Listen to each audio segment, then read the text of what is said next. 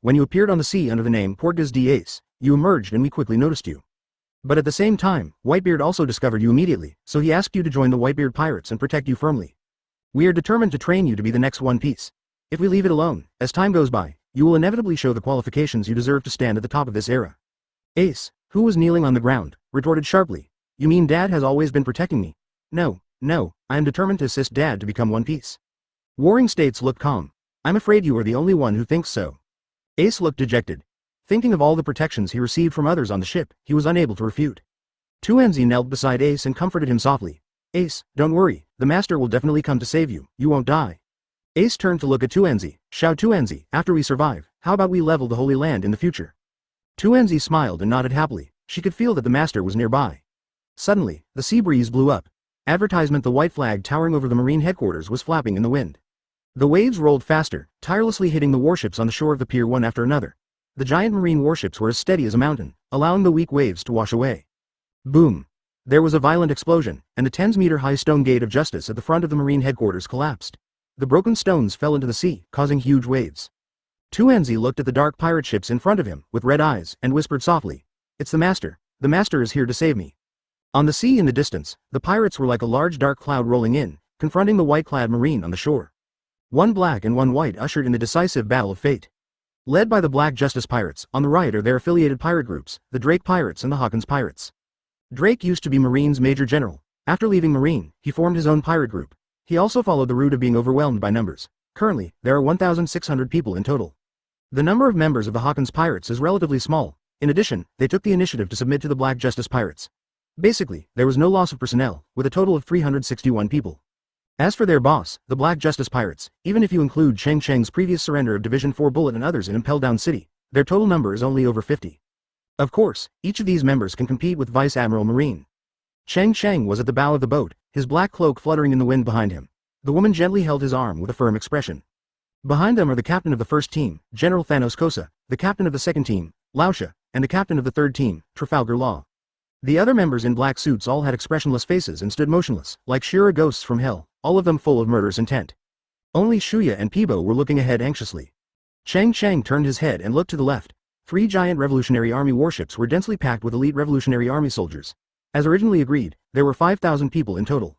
There is also an elite team of 200 people hidden among them, all composed of Revolutionary Army soldiers who are skilled in the use of water breathing. They are about to serve as ruthless scythes to harvest the heads of ordinary Marines. Originally, Kara wanted to come with him, but after Cheng Cheng found out, he firmly refused. Sabo, who was wearing a black windbreaker and holding a wishful golden cudgel, stood confidently side by side with Luffy. Looking forward, they both had 3 light golden lines on their arms. If you didn't look carefully, you wouldn't be able to spot it. Advertisement: the 3 brothers looked at each other at the same time and shouted, "Ace, Tuanzi, we are here to save you." The sound resounded through the sky and echoed in everyone's ears. Ace looked ahead at the people who came to save him, his eyes couldn't help but get wet, and he whispered to Tuanzi beside him. "When you get a chance later, you go first, don't worry about me." Tuanzi rolled his eyes and said angrily, "I know, it's so long-winded." When she looked at Cheng Cheng, her smile returned and she whispered softly, "Master, I finally see you again." Luffy was impatient. After saying this, He rushed into the battlefield to save Ace regardless, but Sabo held him tightly. Warring States, who was holding a loudspeaker phone, looked down at the enemy in front of him expressionlessly and said loudly, "Cheng Cheng, I believe you should know the little girl next to me. She committed an unforgivable crime by openly rescuing Ace. If your Black Justice pirates agree to withdraw from the battlefield immediately, I can promise you in the name of Marine Fleet Admiral that she will survive. She will be exempted from the death penalty. All that needs to be said has been said, it depends on your choice, but no matter what, Ace must die today. No one can save him." The well-known reporters in front of the Sabo screen were in an uproar again. The article about Ace's true identity had not been finished yet, and this happened again. Who is this little girl? Can it be used to threaten the Black Justice pirates? With the lawless character and strong strength of those pirates, would they really compromise? Everyone was discussing intensely, and an old retired reporter murmured, "I didn't expect to push the world government to this extent. Will the Black Justice pirates want to dominate the sea in the future?" Along the coast of Marineland, hundreds of thousands of Marines were silent. Everyone knows that using the life of a little girl to force the pirates to retreat is extremely ridiculous. But at the same time, they all know that if the Black Justice pirates headed by Cheng Cheng withdraws from this battle, their chances of winning will be greatly improved. The Black Justice pirates are a group of thugs who fight violence with violence, and there seems to be nothing wrong with that. For a while, tens of thousands of eyes were staring at Cheng Cheng at the same time to see how he would choose. Chapter 222 Destruction. The black cloak behind Cheng Cheng was fluttering in the sea breeze. He squinted his eyes and looked in the direction of the execution platform. He breathed a sigh of relief after seeing Tuanzi and Ace, who were fine for the time being. His smile was warm and calm, and he said loudly, "Tuanzi, don't be afraid. The Master is here to save you. Ace, don't be afraid." Then he waved his hand, and the Black Justice turned around and left the battlefield directly. He came in a hurry, did nothing, and just quit the war. Such determination, not sloppy at all. Those Marines all felt a little unreal. One side was their younger brother and the other side was their apprentice. It must be difficult to choose between life and death for them, right? Why didn't this captain of the Black Justice pirates hesitate at all? At the very least, in order to save your face, even if you try hard to pretend to be in pain, it would be much better than making the choice with a smile on your face, right? This result was obviously unexpected by everyone. But now that the Black Pirates are willing to withdraw from this battle, the pressure on Marines like them is instantly reduced by half. All the Marines who were prepared felt a sense of relief. Even the Shichibukai in front and General Marine sitting on the chair, Kakuzu, showed a relaxed smile. Warring States dragged the loudspeaker phone bug with one hand and was stunned for a moment. His eyes looked at Cheng Cheng with a softer look. He had almost watched Cheng Cheng grow up. Cheng Cheng is a person who values friendship. He knows this better than anyone else. A person's actions and words can be faked to deceive others, but a person's eyes cannot hide something. Sengoku raised his hand and said to Garp, "Since the Black Justice pirates have left, we should abide by the agreement and leave with Dango. Her crime has been completely offset at this moment." Tuanzi, who was kneeling on her knees, had red eyes. Looking at the departing figure of the Black Justice, she felt that her internal organs seemed to be distorted, and she was filled with mixed emotions. She was very happy that the Master could do this for her, and she even blamed herself for the fact that in the end, the Master's biggest stumbling block turned out to be herself. "I originally thought that I could rescue Ace and give the Master a surprise, but I didn't expect that not only did it not help the Master, it actually became a hindrance." Tuanzi cried and wiped his nose, his eyes blurred with tears, and choked with sobs. "I was supposed to live a life of drunkenness and death in a foreign land, but I was lucky enough to meet you, Master. You gave me thousands of miles of stars, but I couldn't repay you in return. Master, Tuanzi is also a human being. He knows right from wrong, good and evil.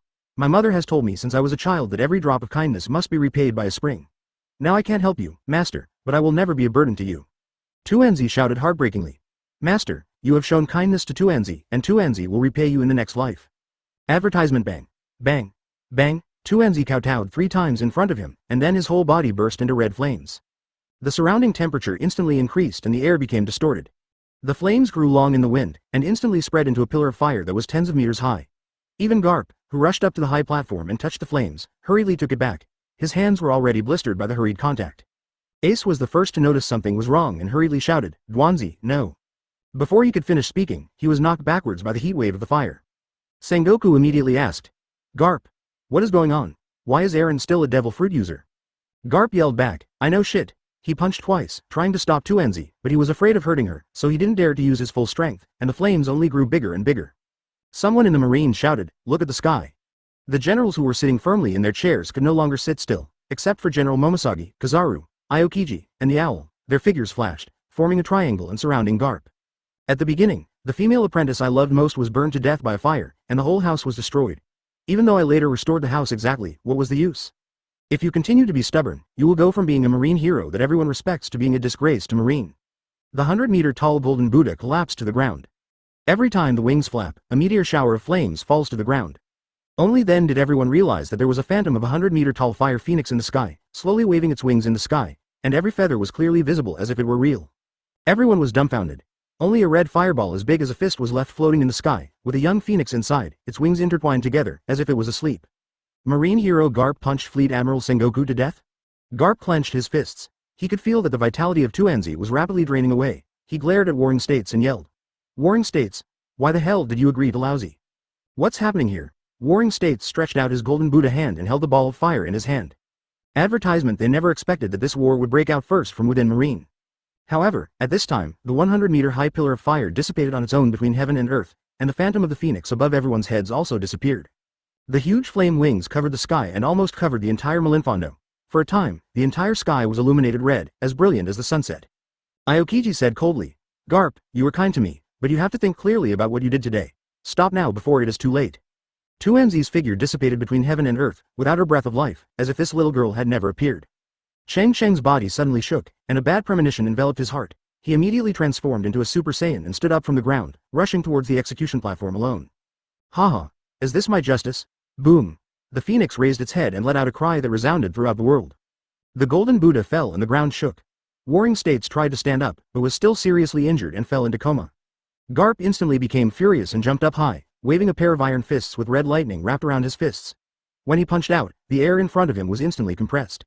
Warring States suddenly felt that he was a little funny. There were no bones left, so naturally he could not die anymore. Warring States looked even more anxious, shouted loudly, transformed into a 100-meter-tall golden Buddha, stretched out his palms to try to disperse the pillar of fire that soared into the sky. The Garp hero went crazy and knocked down the Marine Fleet Admiral with one punch. Who can stop him? Who dares to stop him? Garp punched the head of the golden Buddha from the Warring States period, causing a violent explosion. In order to prevent Ace from being burned to death for the time being, Sengoku could only move Ace to the edge of the execution platform. Is Eren dead? Didn't you say that Tuanzi won't die? The execution platform was blazing with flames, and the red flames produced such high temperatures that even Garp and Sengoku were not allowed to get close even after several attempts. Now the apprentice's daughter is forced to set herself on fire. Heaven and earth returned to peace.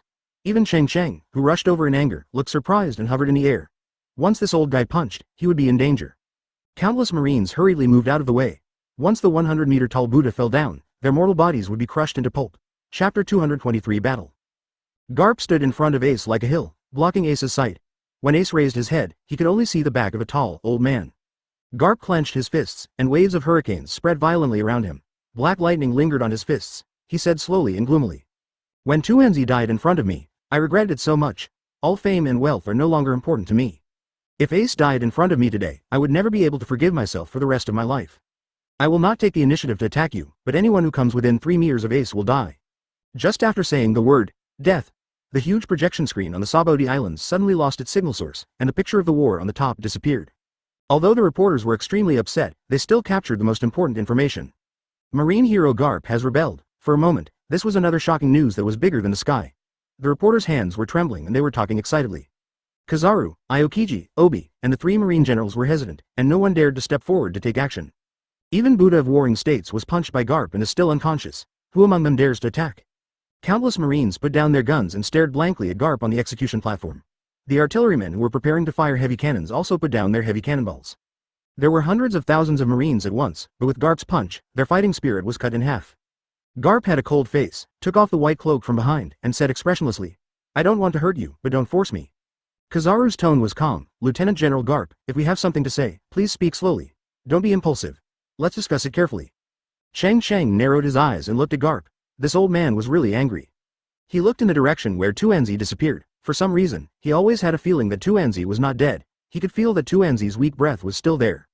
Last night, after receiving the news from Kizaru, Cheng Cheng immediately called Hawkins to divine Tuanzi and Ace. As a result, one has the appearance of immortality and the other has the appearance of mere danger. Neither were life-threatening. Hawkins, if your calculation is wrong, you are dead this time. Advertisement standing proudly in the void, Cheng Cheng lowered his head and looked at Hawkins. Below him, Hawkins shivered for no reason. He felt cold all over in the blazing summer day. When Marine was extremely depressed, the sea surface surged at the dock, and the Whitebeard pirates headed by Moby D*K rose to the surface from the depths of the seabed. Then the other 43 pirate groups under Whitebeard emerged one after another, forming a line on the sea with a magnificent momentum. These captains are all famous figures in the New World. Some captains were also members of the Whitebeard pirates before, and later became independent one after another. But whenever something happens to Whitebeard, the captain will lead the pirate group to help. This time they all went out to save Ace. The Marines, who were already shocked, became even more frustrated after seeing the Whitebeard pirates. As expected, the ones who were supposed to come were coming, and not one of them was missing. If the red hair appears again at this moment, this battle may not be possible. Kong Yunki, a white-bearded man holding one of the supreme sharp knives, stood proudly on the bow of the ship, looking down at everyone, and said loudly to Cheng Cheng above his head. Boy, why are you grinding and not starting to fight? Are you waiting for me to come and give you a hand? Did you make this first blow? Huh? Whitebeard looked forward and found a golden Buddha lying on the ground, with Garp standing in front of Ace. I couldn't figure out what was going on for a while, so I frowned and asked, what's going on? Before the battle even started, this old boy from the Warring States period was lying on the ground pretending to be dead. What happened? Cheng Cheng's whole body was fully aura, and he instantly turned into a Super Saiyan state. Lightning was lingering around him, and he said to the Whitebeard below. Old guy, watch your back, don't die. As for what happened, after you survive, you will know who to thank. Cheng Cheng took a deep breath and shouted, Black Justice Pirates, fight. Then Sabo laughed loudly. The Revolutionary Army obeys the order and fights. After Luffy was no longer restrained by Sabo, he rushed forward impatiently, looked in the direction of the execution platform and shouted, Ace, I'm here to save you. Whitebeard, one of the 4 emperors, shouted in a deep voice, fight. For a time, the situation was turbulent and the world was turned upside down. Hundreds of thousands of Marines have an absolute advantage in terms of numbers and terrain, but the only thing is that they have lost the backbone of the battle. Marine Fleet Admiral was beaten unconscious by Hero Garp, and there was no command at all in this battle. We must continue to fight, but the key is how to fight. Advertisement. Hundreds of thousands of Marines, you and I, fell into commotion. At this time, as another old man slowly walked onto the execution platform, hundreds of thousands of Marines fell silent after seeing this old man. The old man was very strong and broad-chested. He slowly climbed up the steps. There was a dull sound with every step he took, especially the white hair that stood as high as a mountain peak that attracted the most attention. He climbed onto the execution platform slowly. Slowly walked up to Garp and waved Kizaru, Aokiji, and the T-Dolphin to leave. The old man did not show any anger at all, and just sighed. Garp, are you even going to betray Marine? Garp looked at the old man in front of him who was several years older than him, and said firmly, I didn't expect this war to alarm you. The commander-in-chief of the entire army looked at the dark enemy in front and sighed again. Now that I have appeared, don't you still understand the determination of the adults above to win? Garp doesn't need to think about it, who else can be above him in his position? He said calmly, I just lost one of my disciples, and now I just want to protect my other grandson, that's all. You still don't understand. Kong let out a long sigh, then looked at Sengoku, who was lying down and pretending to be dead, and said, Sengoku, just sleep enough. The 100-meter-tall golden Buddha moved its fingers slightly and slowly got up from the ground. Whitebeard snorted coldly and took the lead in activating the shock fruit ability, triggering a monstrous tsunami that surged towards hundreds of thousands of Marines. Cheng Cheng saw it and was shocked in his heart. He was worthy of the earthquake fruit, which has the ability to destroy the world. This move is to flood 100,000 Marines?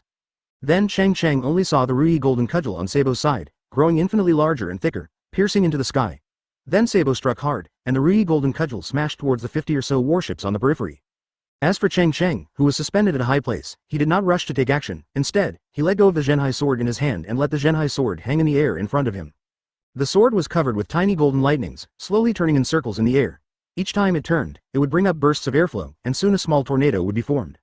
Aokiji, who was prepared for Whitebeard's abilities in advance, was the first to rush out, exuding a powerful cold air, landed on the sea, leaned over and inserted his hands into the sea, lowered his head and murmured softly. Ice Age. A large amount of ice energy instantly froze the surging waves, and the waves tens of meters high turned into ice walls. The entire sea surface turned into blue glaciers, and it was extremely cold. Chapter 224. Dancing the Sea. Aokiji, whose whole body was frozen into ice, refused to give up. The air of ice in his hand instantly condensed into an ice bow, and his left hand transformed into 3 ice spears. He bent the bow and drew the arrow into a full moon, and shouted. 3 thorn spear.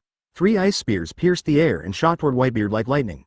Whitebeard snorted coldly, activated the ability to shake the fruit, made a fist with one arm and punched the air in front of him, causing cracks in the air.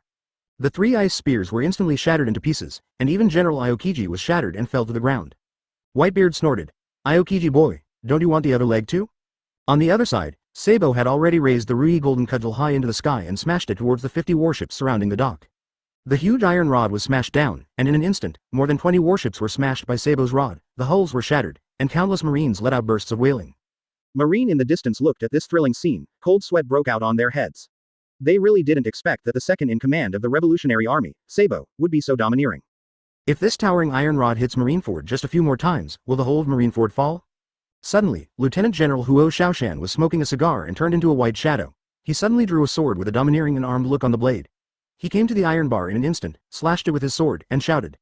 Just give me enough is enough. Sabo in the sky sneered. How could these people understand the power of his Rui golden cudgel? Get out of here. The moment the black blade made contact with the iron rod, the blade shattered like ice. Huo Shaoshan could clearly feel a force as vast as the sea coming from the tiger's mouth. He stared at Sabo in the sky with wide eyes and retreated quickly. However, Sabo didn't give him much time to think. The ruby golden cudgel moved along with the trend and hit Huo Shaoshan's chest. His whole body was like a baseball and was smashed into the sea 8,000 meters away. The other Marines looked at the thick iron rod in astonishment. It was so powerful that it knocked Lieutenant General Huo Shaoshan away with just one blow. Advertisement Doflamingo smiled arrogantly and became very interested in the huge iron rod. He bared his teeth and smiled crazily. He stretched his hands straight in front of his chest, twisted his fingers wildly and irregularly, and whispered, "Spider's web." With a sudden wave of his hands, layers of spider webs appeared in all directions around the ruby golden cudgel, entangling the ruby golden cudgel that was moving at high speed. The ruby golden cudgel, which was originally 1 meter in diameter, doubled in thickness again, and the spider webs wrapped around it collapsed instantly. Sabo didn't panic at all. He raised the corners of his mouth and softly said one word, "Big." Without the restraints of the spider web, the ruby golden cudgel began to stir the sea again. The iron rods touched by the remaining 20 or so marine warships would eventually be shattered into pieces, and the wails could not be heard. The captain of the 13th Division, Buffalo Atmos, the 14th Division Captain, Stabijir, the 15th Division Captain, Fossa, and the 16th Division Captain Izo, who was wearing women's clothing, all rushed over. The captain of the 7th Division, Rakyo, kept waving the meteor hammer and said with a smile, "Ah ha ha ha ha, the king of killing belongs to me, none of you want to steal it from me." The clear sky now turned into dark clouds, and among the clouds, blue lightning appeared and disappeared like dragons. Hundreds of thousands of Marines cheered. Garp now thinks about the many strange questions Cheng Cheng asked him many years ago. Countless tiny ice cubes, broken wood chips, and broken iron nails from the battleship all floated upward quietly and eerily. Garp, who stood proudly in front of Ace on the execution platform, quietly moved a step to the left so that Ace could clearly see what was happening in the sky ahead. The 5,000 revolutionary troops suddenly became more powerful. They disembarked and fell onto the ice one after another, rushing towards the opposite side of Marine, whose number was dozens of times smaller than theirs. Since he had decided to step into hell, he would not hesitate at all. At this moment, his mood was actually a little more relaxed. He pointed to the sky and sighed. Foil Beasta said, "Then you have to work hard, only when there is nothing outside you can you feel at ease." Cheng Cheng closed his eyes and saw Grandpa Garp standing in front of Ace. He was not worried that Ace's life would be in danger, and no one could attack him secretly. He only concentrates on the sword now, and everything in the outside world has nothing to do with him. Advertisement, HMPH, if any of you dare to be a pirate, I will be the first to catch you. Ace, do you know that Cheng Cheng has grown to this point mostly because of you? From now on, anyone in the world can betray him, but you can't. Garp sighed, thinking about it now. If he could have given Cheng Cheng a clear guarantee at that time, Cheng Cheng wouldn't be so crazy about practicing swordsmanship, and wouldn't he quit Marine half a year ago? The obese Bramank picked up the sledgehammer and followed behind Beasta. His speed was not much slower. Beasta, let's compete this time to see whether your double sword kills more people or mine. The sledgehammer is even more powerful. The speed of the ruby golden cudgel gradually slowed down and stopped its frightening swing. Little Cheng Cheng, what else do you know? What are you Marines? You are also a Marine. Have you forgotten? Ace will also be a Marine in the future. He will not be a pirate. You 4 brothers will all become Marine generals for me. Whitebeard glanced at Sabo lightly and said with emotion, as expected of Ace's brother, the world will belong to you young people from now on. In an instant, all 50 Marine warships that were originally used as the first line of defense were destroyed. Foil Beasta's 2 swords flew forward like a gust of wind. Every time he took a step, a depression and crack appeared on the ice. For a time, Captain Namur of the 8th Division, Captain Blenheim of the 9th Division, Captain Kareel of the 10th Division, Captain Jinbudo of the 11th Division, and Harda, the captain of the 12th Division. Grandpa Garp, if Sabo goes to sea and becomes a great pirate and is caught by your Marines and wants to behead him, will you save Ace? Diamond Josie pulled up a large piece of ice and threw it towards the Marine shore, like a heavy catapult. I mean, what if, Grandpa Garp, you will save me? Grandpa, I understand everything, dear sons, come to me and rescue Ace. Cheng Cheng, who was floating in black clothes in the sky, was covered with blue lightning. The Zhenhai sword suspended in front of his chest was spinning faster and faster, forming a tornado airflow that attracted countless rays of golden light to converge on the sword body. The 43 pirate groups behind them all disembarked from the ship, and the black mass rushed behind them, like dark clouds invading the sky, unstoppable. Ace's eyes were firm as he stared at the big brother with blonde hair floating in the sky. Chapter 225 Chaos. Mahawk, the world's greatest swordsman, has eyes that are really like an eagle. He stares at Cheng Cheng in the sky, who is constantly accumulating sword energy. In his eyes, there is a fanaticism that he has not seen in many years. The inside of Eagle Eye is Mahawk's talent in swordsmanship, which allows him to see through the essence of things. He also possesses the essence that can fight against any enemy. The endless sword intent that Cheng Cheng is exuding at this moment, the wildly rotating broad sword, is like a devouring beast, tirelessly devouring the swords in the world.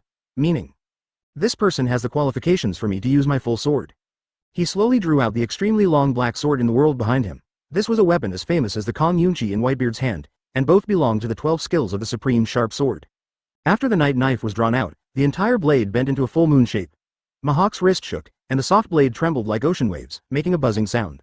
The black windbreaker behind him was swaying, and he looked down upon the world with an imposing manner. Standing next to Eagle Eye, Blackbeard quietly took a step forward to distance himself from Eagle Eye. This extremely strong sense of danger made him feel uncomfortable all over. Blackbeard looked at Cheng Cheng. He didn't expect the members of the Black Justice Pirates to be so powerful.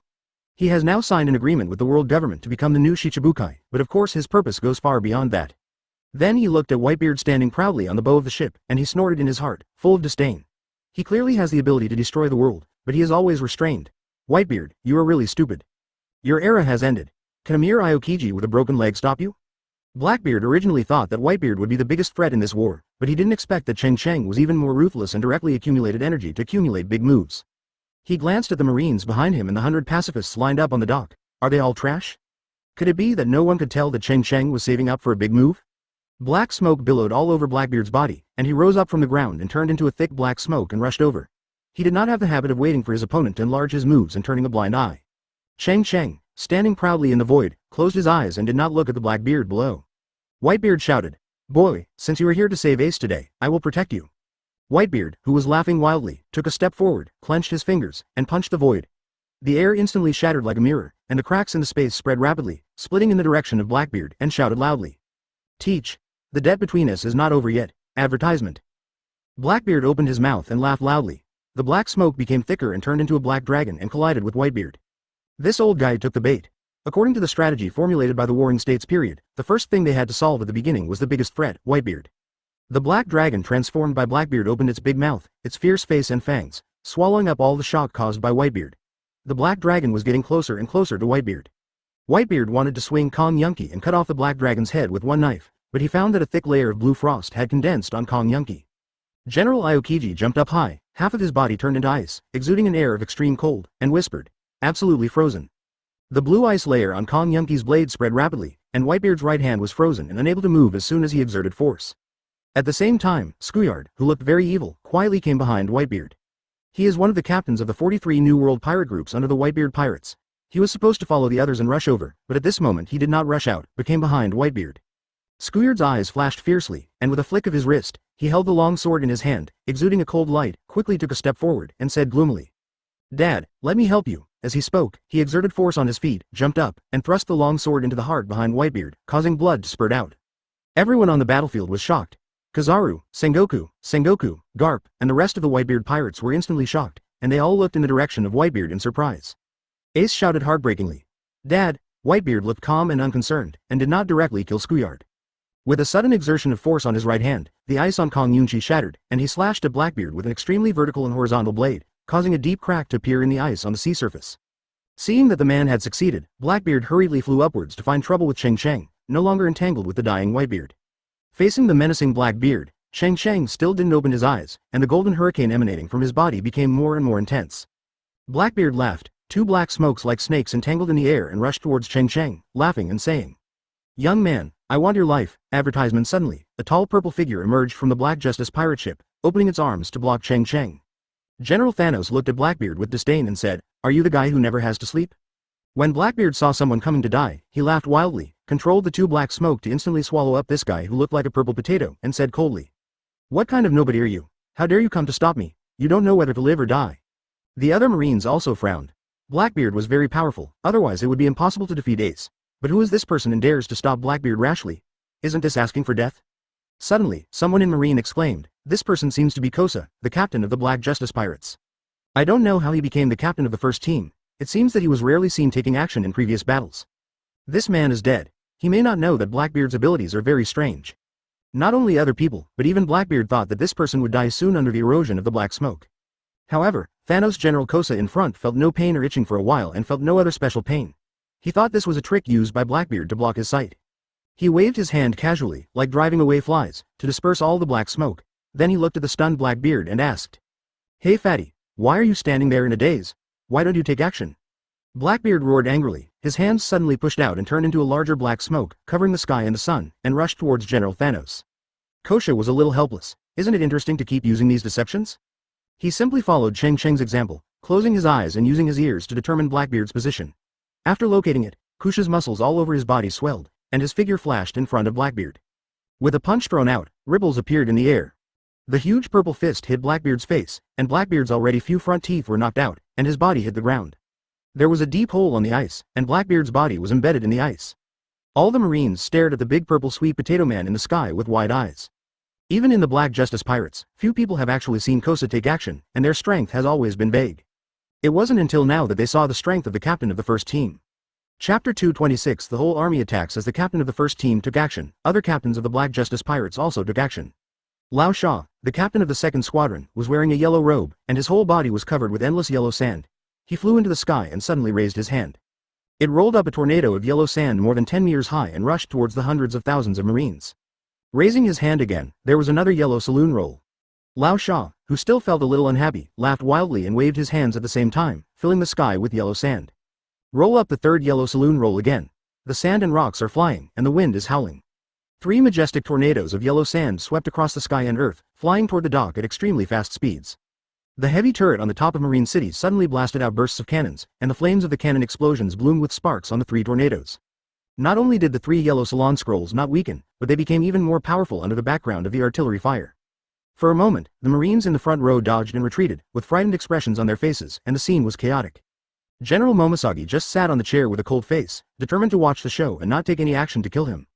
In the end, the General T. Dolphin flew out of the high platform, turned into a ray of yellow light and wrapped his arm domineering force, and punched 3 times, scattering the 3 yellow salon scrolls. Luo, the captain of the 3rd Division, rushed forward and rushed to the front of the crowd in a few flashes, slashing a powerful slash at the crowd in front. Every time the sword is swung, a dense circle of Marines' body will be dismembered.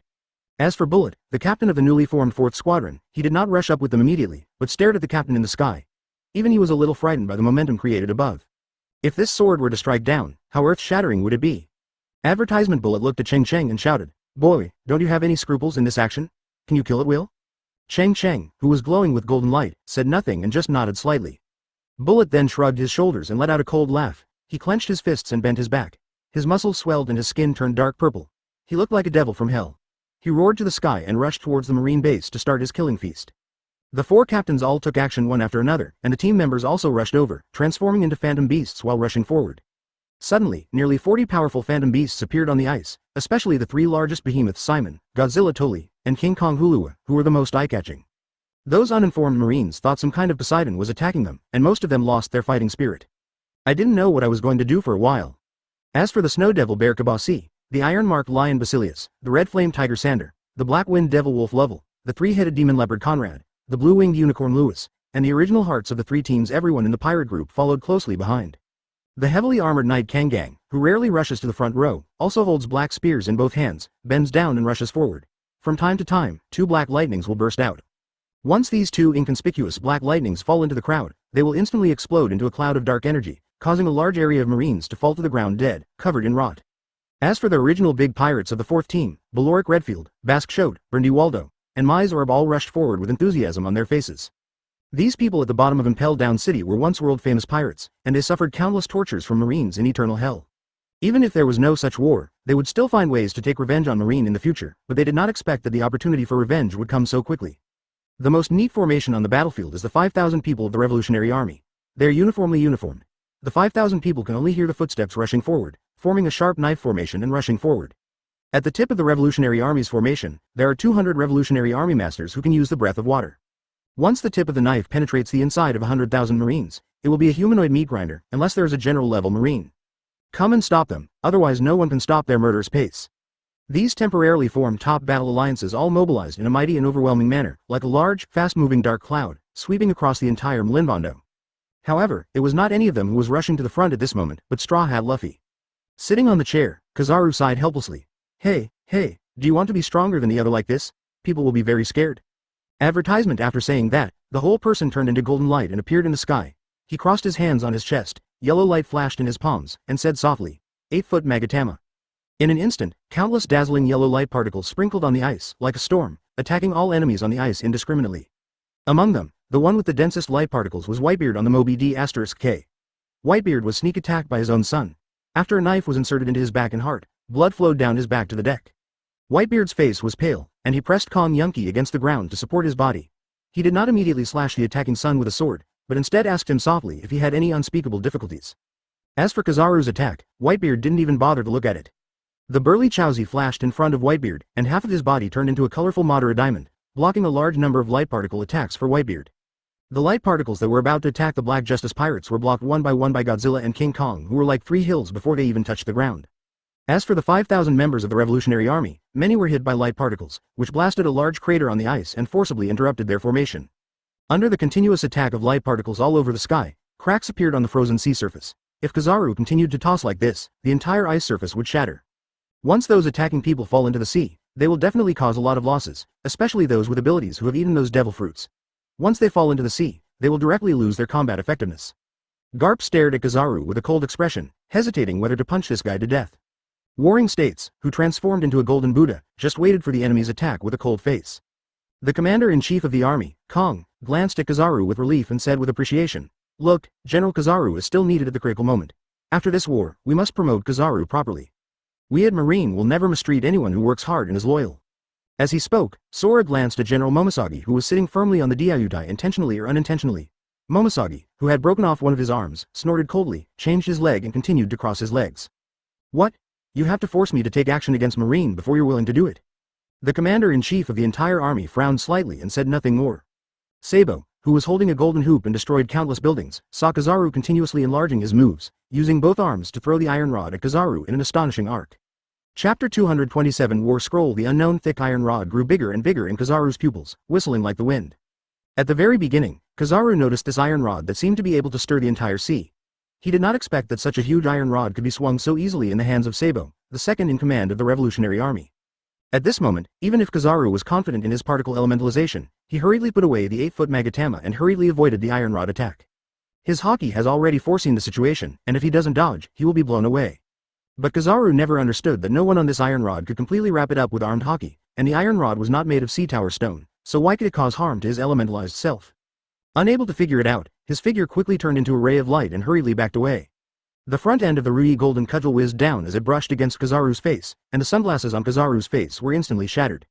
But just when Kizaru thought he had escaped, the front end of the iron rod suddenly extended and hit Kizaru's lower abdomen. General Kizaru's entire body was like a cannonball, slamming into the marine crowd. In fact, even Sabo didn't understand why this iron rod could cause harm to devil fruit users. He also once showed the Rui golden cudgel to the leader Long. The dragon held it in his hand and waited for a long time, and just said, "This iron rod seems to contain the power of the sea that is purer than the sea tower stone." Sabo could only sigh once again at the power of the phantom beast devil fruit. After knocking a general away with a stick, Sabo didn't give up. Staring at the tall building of Marine headquarters, there are 2 big characters, Marine, written on the wall. Between the 2 characters, there is a seagull flying with wings representing the symbol of Marine. If Marine Front symbolizes the heart of the world's Marine, then this Marine building towering over Marineland is the blood of the heart and the source of power for all Marines. The headquarters building contains Marine's major secrets over the years, as well as countless important documents. Sabo held the Rui golden cudgel tightly with one hand, rotated his body 360 degrees sideways, and smashed the Rui golden cudgel from top to bottom toward the office building. The iron rod of hundreds of meters fell, shocking the earth and tearing the white clouds in the sky into 2 halves. Countless Marines looked up, and no one would doubt that once the iron bar weighing tens of thousands of tons was hit, the entire office building would collapse and collapse. Warring States, who transformed into a giant golden Buddha, stepped out in one step and arrived in front of the office building. He was a whole head taller than the building. He raised one hand and held the dropped Rui golden cudgel tightly in his hand. Boom! Advertisement. The ground shook, the Buddha's feet sank instantly, and cracks appeared all around. Despite this, the Rui golden cudgel still hovered, less than 1 meter away from the top floor of the office building. The great Buddha and the Warring States period snorted coldly, and the sound was like a bell, resounding throughout the island. "This is the holy land of justice. You guys should not attack this place casually." The golden light on the great Buddha's body suddenly surged, and the Buddha's light filled the sky. He grabbed the Rui golden cudgel with both hands and threw it out. Sabo, who was holding on to the other end of the golden hoop, was sent flying out with the golden hoop and fell to the sea in the distance. As soon as the huge golden hoop touched the sea surface, the seawater exploded instantly. On this vast battlefield, a person's figure was too small, and no one paid attention to Sabo, who flew out and fell into the water. The Whitebeard Pirates and its 43 pirate groups total more than 20,000 people, plus the 5,000 people of the Revolutionary Army led by Sabo. However, after the first round of laser beams, more than 100 pacifists were already preparing for the second round. Then, without waiting for others to react, no matter what, he rushed along the shore of the pier, crushing a pacifist statue with every step he took. Red and blue were intertwined, using the ice as the drawing board and blood as the paint to form a war picture. Hundreds of explosive flames shot up into the sky, and a large number of people died. The pirates at the center of the explosion were completely dead. This is not a war, it is clearly a massacre. Sengoku, known as the Wise General, returned to his normal form and looked at the pirates charging forward with disdain.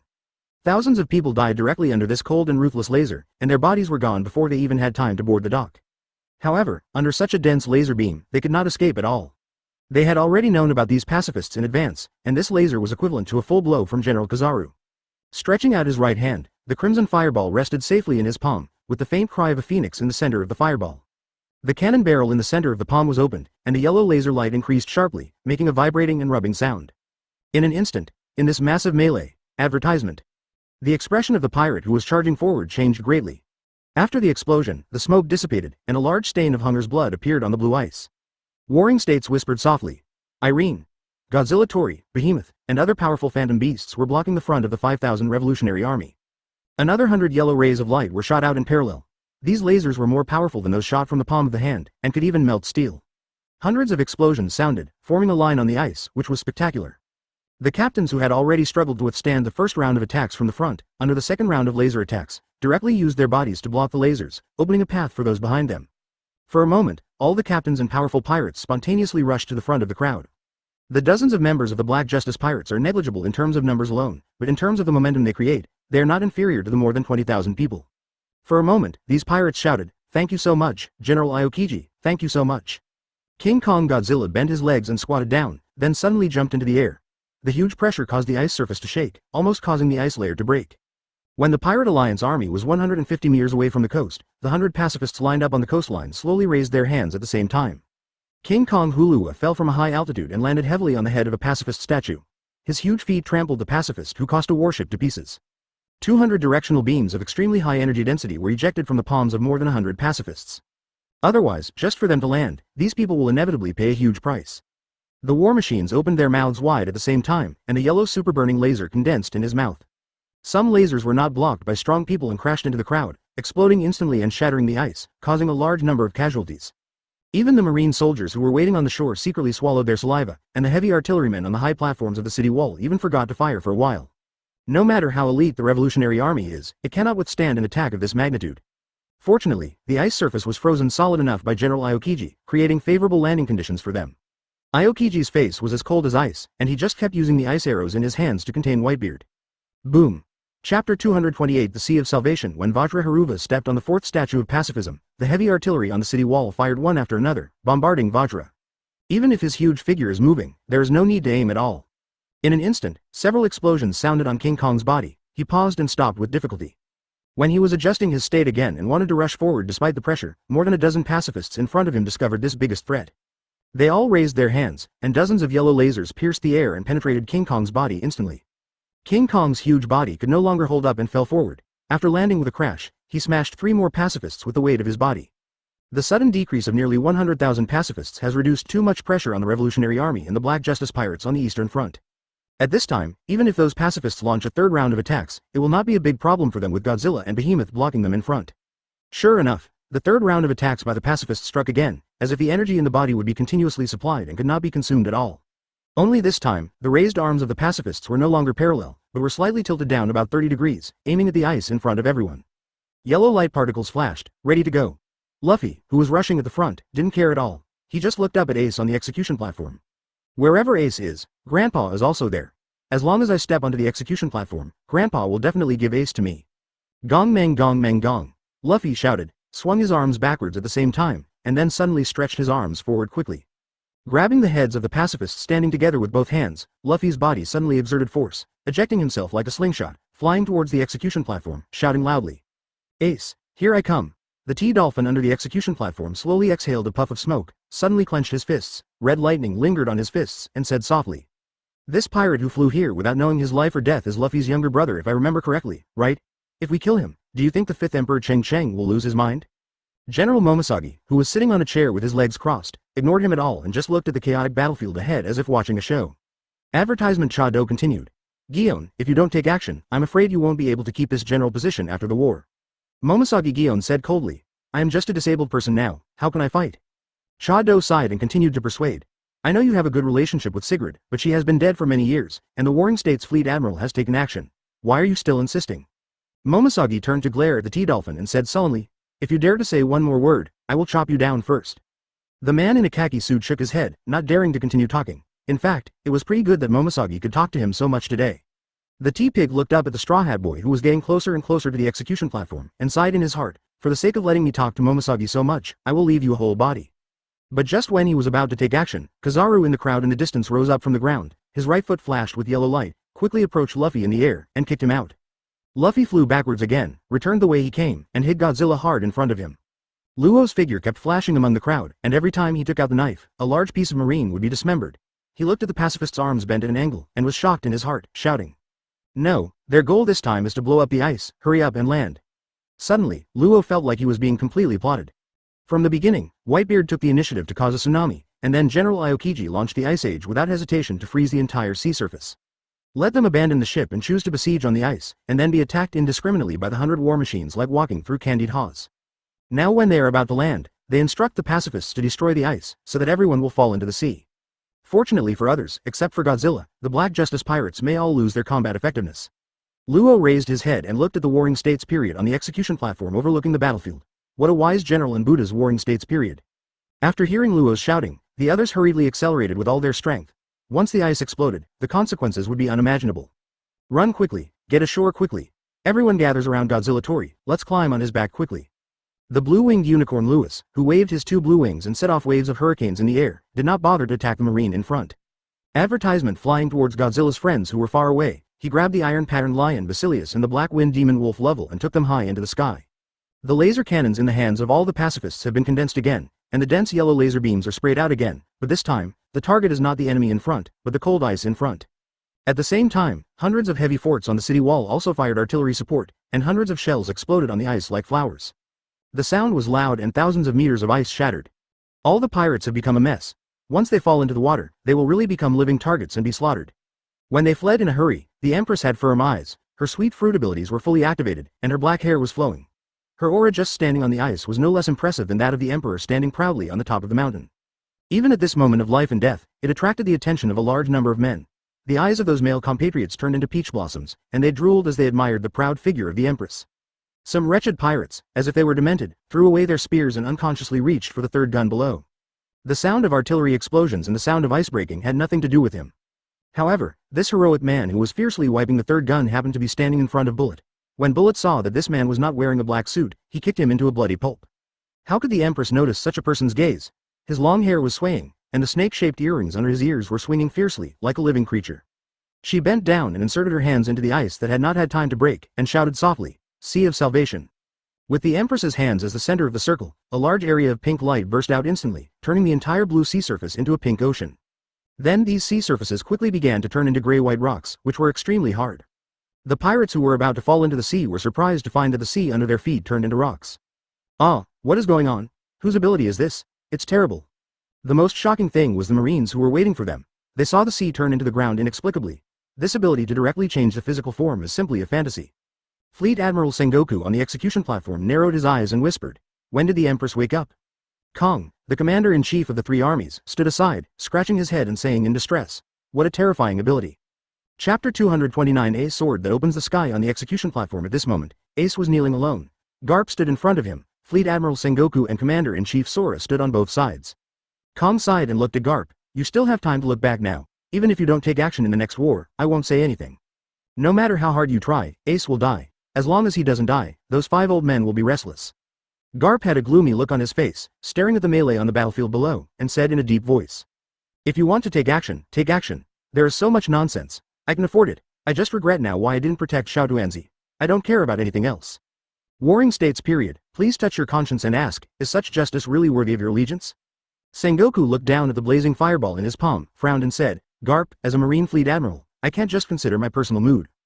Garp laughed up to the sky and burst into tears. "Ah ha ha ha. I blocked the attack of the Rocks pirates alone in the Valley of the Gods 38 years ago and protected the celestial dragons and the people. And teamed up with Roger to destroy the entire Rocks pirates, and became the marine hero you now call him. Since then, I have arrested countless pirates in my life. For the sake of justice in my heart, I am unswerving, but today, I just want to be willful for the sake of the dead Tuanzi and my grandson who is about to be killed by you." The commander-in-chief of the whole army shook his head and sighed. It seems that this old guy is really crazy. As senior members of the world government, He and Sengoku knew that Ace was not the main target when the war plan was originally formulated. If the protest was really just to kill Ace, Ace wouldn't have to go to the execution stand at all, he could just be beheaded live in prison. Not to mention waiting until Whitebeard and the others appeared before they started taking action. Ace's role is to lure out Whitebeard and the Whitebeard pirates, and then catch them all in one fell swoop. But later, the Black Justice pirates emerged from the sky and rose rapidly like a comet, disrupting their plans. What was originally a killing plan against Whitebeard directly turned into the Black Justice pirates. In fact, even he didn't know what the 5 people wanted to get from such a sophisticated and long-term plan. But considering that almost all of the Black Justice pirates have devil fruit abilities, and that they are even rarer Phantom Beast devil fruits than Logia, he can only vaguely guess a few things, but he is not sure in the end.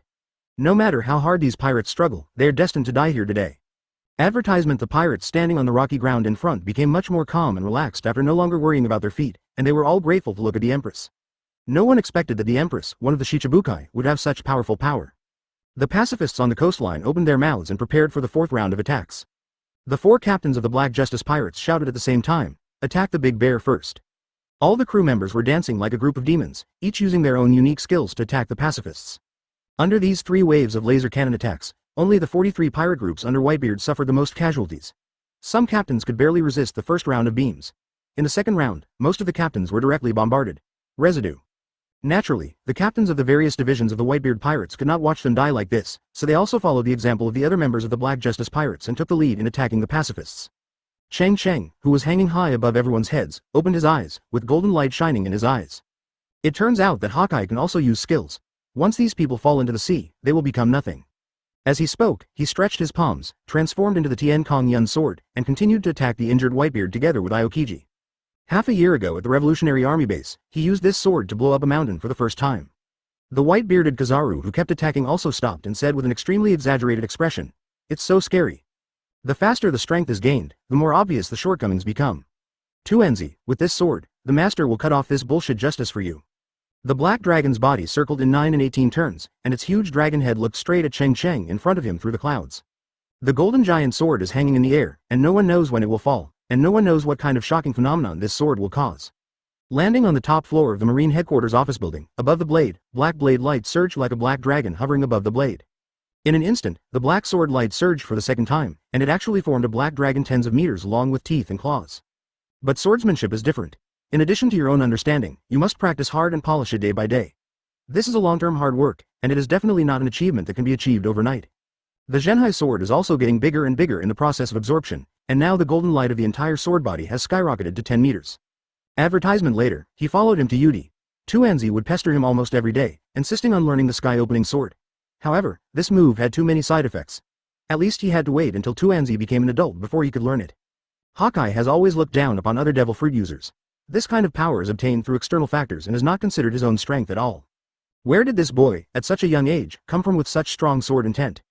Blackbeard glanced up at the black dragon with lingering fear, and turned into a black smoke to attack Whitebeard violently. He was going to finish the shocking fruit. One sword, open the sky.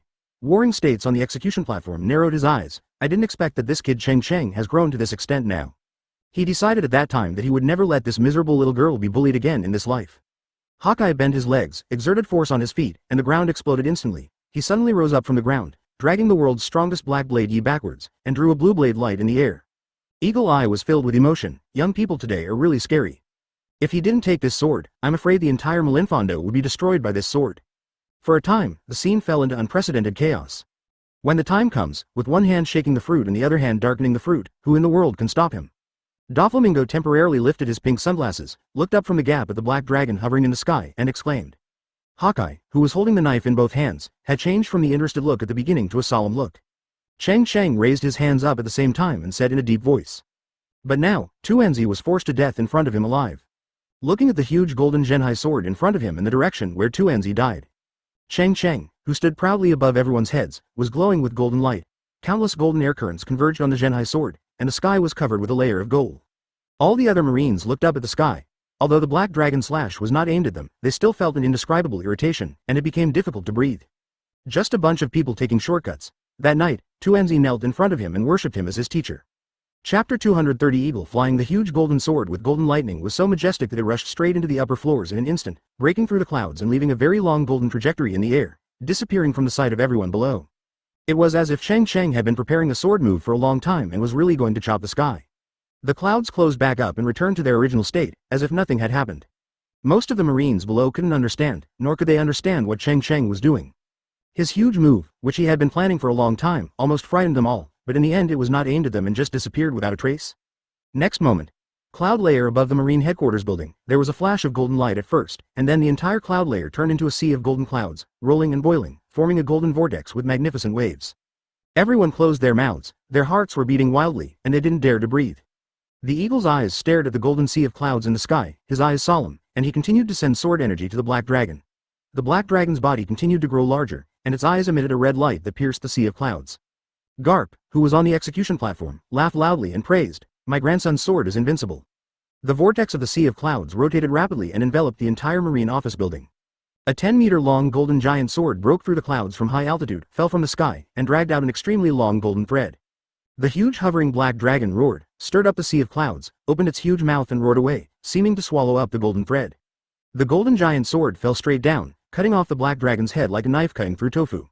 Mihawk no longer thought about drawing his sword, and fled quickly. In an instant, the marine building with the word justice written on it exploded, the earth shook, and dust flew into the sky. Advertisement: the Empress, who was supporting Cheng Cheng with both hands, immediately released a sweet breeze towards the eagle eye. After the waves of love light passed through the eagle eye was just indifferent and did not even glance in the direction of the Empress. It was as sharp as a goshawk, his eyes were always fixed on Cheng Cheng. Laser fled to eagle eye in the distance. Although the black dragon's head was chopped off with a sword, his own injuries were not serious. The obsession with practicing swordsmanship is exactly the same as that of Tuanzi today, but in terms of real combat effectiveness, even if 10 of Cheng Cheng's men were put together, they couldn't compare to today's Tuanzi. His sword was not originally intended to be directed at anyone, because it was just for Tuanzi to see. "You are worried about me now. You and I will fight again in the future. I am looking forward to the battle with you in the future, but don't die in a place like this. Otherwise, one of us will definitely die today. This grandson of yours is warning us. If he can use this sword, he can also use the second sword. It is rare to be strong at a young age and know how to advance and retreat." At that time, he was carrying a seafloor stone broadsword, which was much taller than a person. Cheng Cheng, who was holding the sword, had a resolute look on his face, and his eyes were not as profound as he should be at this age. Cheng Cheng's strongest sword in history, which he used all his strength, chopped into pieces the Mihawk Black Dragon and reduced the entire office building that symbolized Marine's justice to rubble. The commander-in-chief of the army, Kong, had already learned about Cheng Cheng's identity and background before. He said in a deep voice, "Garp, it seems that your grandson did not aim this sword at me in warring states because of your face." But only Garp himself knew that he was wrong. On the contrary, he was the one who persuaded Cheng Cheng the most every day. After saying that, Hawkeye's figure flashed and disappeared, and he was the first to leave the war on the top. Now that I think about it, it's really too ridiculous.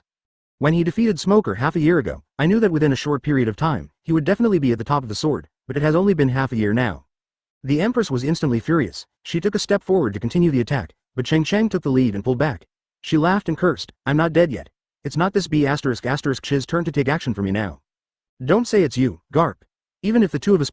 B*****'''''''''''''''''''''''''''''''''''''''''''''''''''''''''''''''''''''''''''''''''''''''''''''''''************************************************************************************************************************œ Say whether we can block this sword.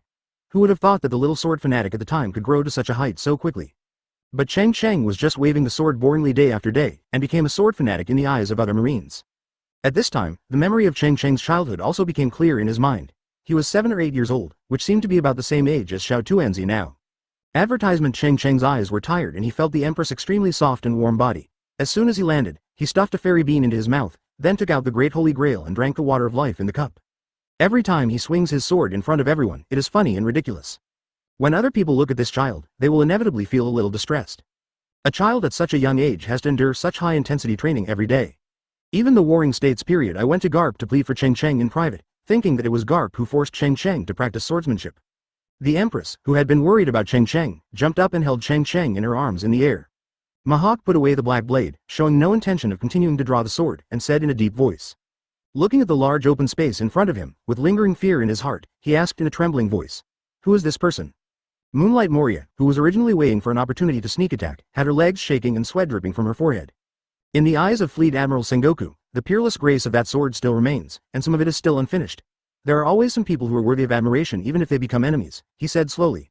Marine hero Garp opened his mouth wide, and with this sword falling from the sky, Hawkeye, who was known as the world's greatest swordsman, was forced back, and the Marine headquarters building, which symbolized justice in the world, was razed to the ground. Doflamingo, who was so shocked by that sword that his scalp went numb, said, "It used to be the 5th Emperor Cheng Cheng, but now I'm afraid I have to add the world's most powerful swordsman in front of his name." Garp sighed. "Even if I take action with this sword, I may not be able to stop it." When the news about Cheng Cheng's fifth emperor first spread across the sea, although Yugong Moria was very shocked, she had never seen it with her own eyes, so she was far from fearful. She even felt that she could compete with him deep down in her heart. Idea. This sword that opens the sky can be said to kill gods when a god blocks it, and kill a Buddha when a Buddha blocks it. Without the Zhenhai sword in his hand, Cheng Cheng felt that his physical strength and energy were rapidly draining away from his body. His head felt dizzy, and his leg movement slowed down unconsciously, and he fell from the air. No matter whether he wins or loses after this battle, Mihawk's title of the world's greatest swordsman will probably be taken away from him. However, we were able to get a word in on this matter at the beginning, but now, we are ready to take action. Mihawk, tiptoeing, turned into a breeze and rushed forward. Then he swung out a few sword energy, slashing away all those who blocked him, and arrived in front of Cheng Cheng in a few breaths. Later, when Cheng Cheng was a little older, carrying a broadsword didn't look so funny anymore, so he left the small courtyard and went to exercise with other marines. The ground surged like waves, and within a radius of a kilometer, it was flattened. Chapter 231 T-Dolphin Attack. After Cheng Cheng took the fairy beans and a large glass of water of life, his body functions were recovering at an extremely fast speed every second.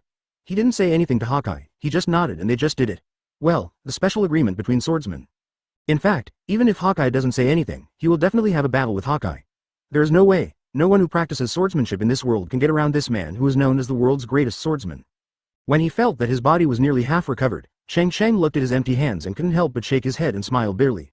The power of this Caitian sword is very strong, and the sequelae are also very obvious. In addition to consuming one's physical strength and spirit in an instant, even the Zhenhai sword will fly out.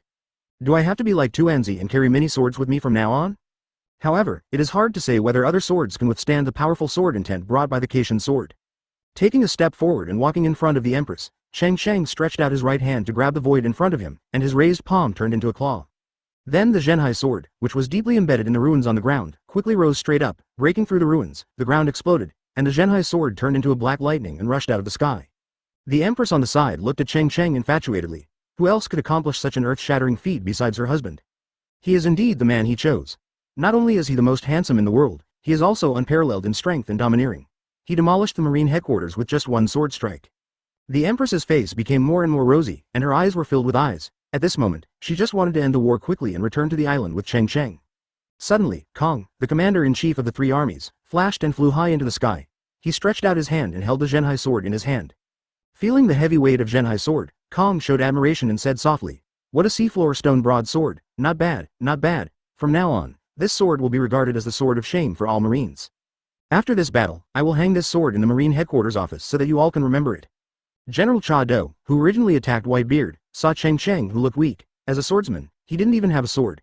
If he didn't attack at this time, wouldn't he have wasted a great opportunity? As for the target of his attack, Whitebeard, he was not far from death a long time ago, and now he is just struggling to support himself. When the time comes, the old man's energy will disappear, and he is destined to die. Compared to Whitebeard, he was more interested in Cheng Cheng's head on his neck.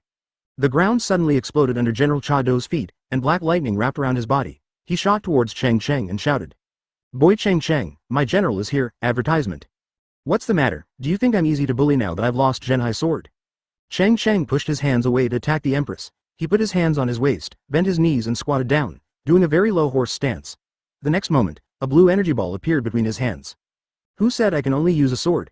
The Empress has straight and white legs, and her feet are extremely fast. In terms of physical skills, she is even more skilled than Cheng Cheng. The T-Dolphin was in a miserable state, with a trace of blood flowing from the corner of its mouth and breathing rapidly. Boom! A blue energy beam suddenly hit the General Cha Do, and the air was distorted. However, his eyes were sparkling and full of fighting spirit. He looked at Cheng Cheng and said in admiration, "You are really strong. As a swordsman, without a sword, you can still stop my steps with such a powerful light wave. It's very difficult good." After a while, the dust and smoke dissipated, and the T-Dolphin's clothes were in pieces and scarred. The clogs under his feet and the khaki top hat on his head all disappeared. Cheng Cheng sneered and said, "As expected of a marine headquarters general, even a pig knows how to use his brain to analyze." Boom! As he spoke, another enhanced version of turtle-style Qigong burst out from his hand. Water-breathing, super turtle-style Qigong wave. Cheng Cheng spit out a large mouthful of blood, flew backwards 100 meters, drew an arc in the air and hit the ground in the distance. The two collided with each other, causing a shocking explosion. A large hole was blown out of the ground. The gravel rolled and dust flew up, obscuring everyone's sight.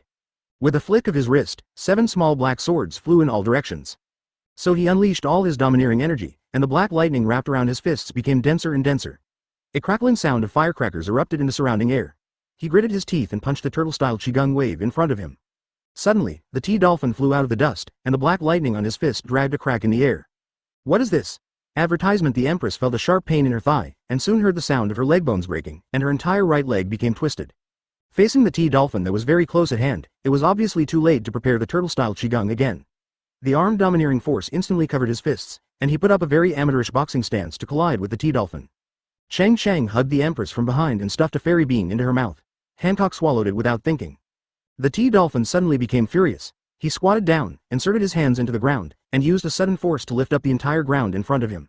The ground rolled like a wave, roaring towards Cheng Cheng with great force. Is it also a laser cannon similar to Kizaru's? The Empress on the side had cold eyes and flew in front of the T-Dolphin. She activated her Devil Fruit ability and suddenly raised her foot, howling in the wind, and shouted, "Big fragrant feet." In an instant, fists collided with fists, making a loud noise, and the air vibrated and ripples appeared in circles. As long as this kick hits the T-Dolphin, he will be petrified no matter whether he is heartbeat or not.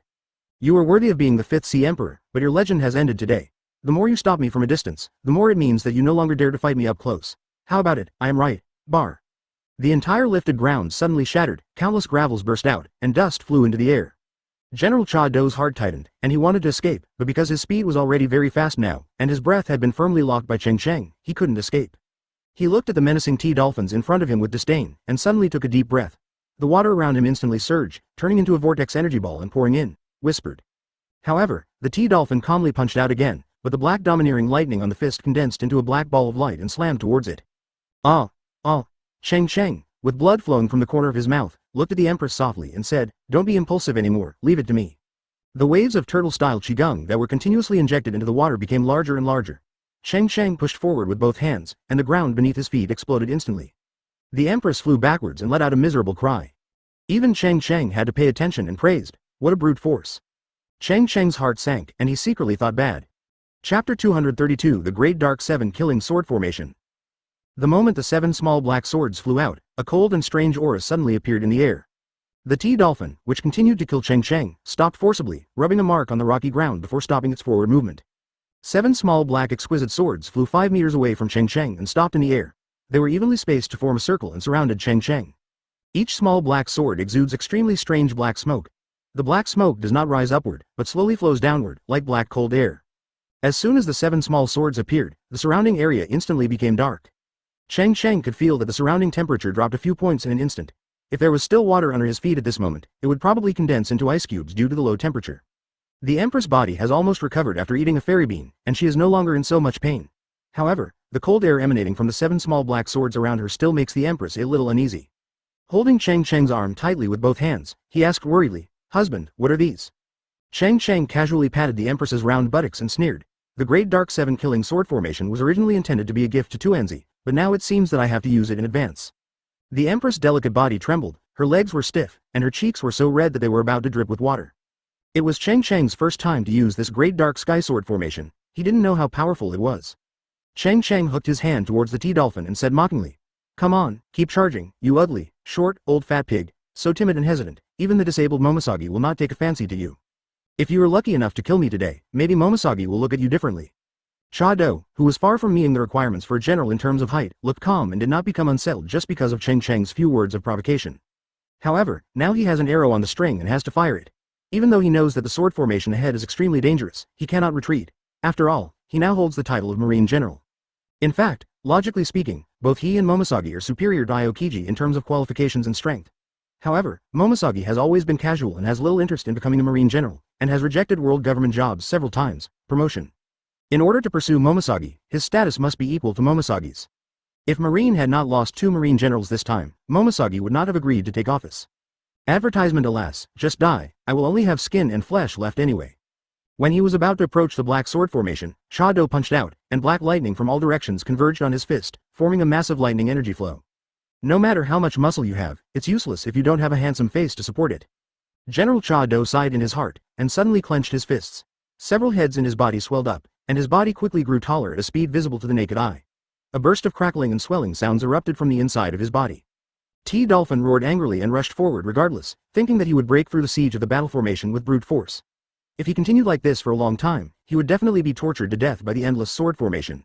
Cheng Cheng took a step back and chuckled. "Sword formation 1, please enter the urn." Then the 7 black long swords echoed each other, dancing in the air, moving rapidly within a 10-meter radius, forming a black network of intertwined sword blades. Then, headed by the black sword at the Tianshu position, the remaining 6 long swords lined up in a line and instantly passed through the body of the General Chado, exploding a cloud of blood mist. The black ring expanded rapidly, from the original 5 meters to 10 meters, and the T-Dolphin was involved in the sword formation. As expected, General Marine's salary is still difficult to get. The sight completely disappeared. Chado didn't know what was going on. He suddenly felt that various parts of his body were being attacked by swords. Every time it hit his skin, it would ignore the arm domineering force and leave a deep mark on his skin. Bloodstains. As Cheng Cheng's calm voice fell, the sword array with a range of 10 meters shrank rapidly. At the same time, the attack frequency of the 7 black swords became faster and faster.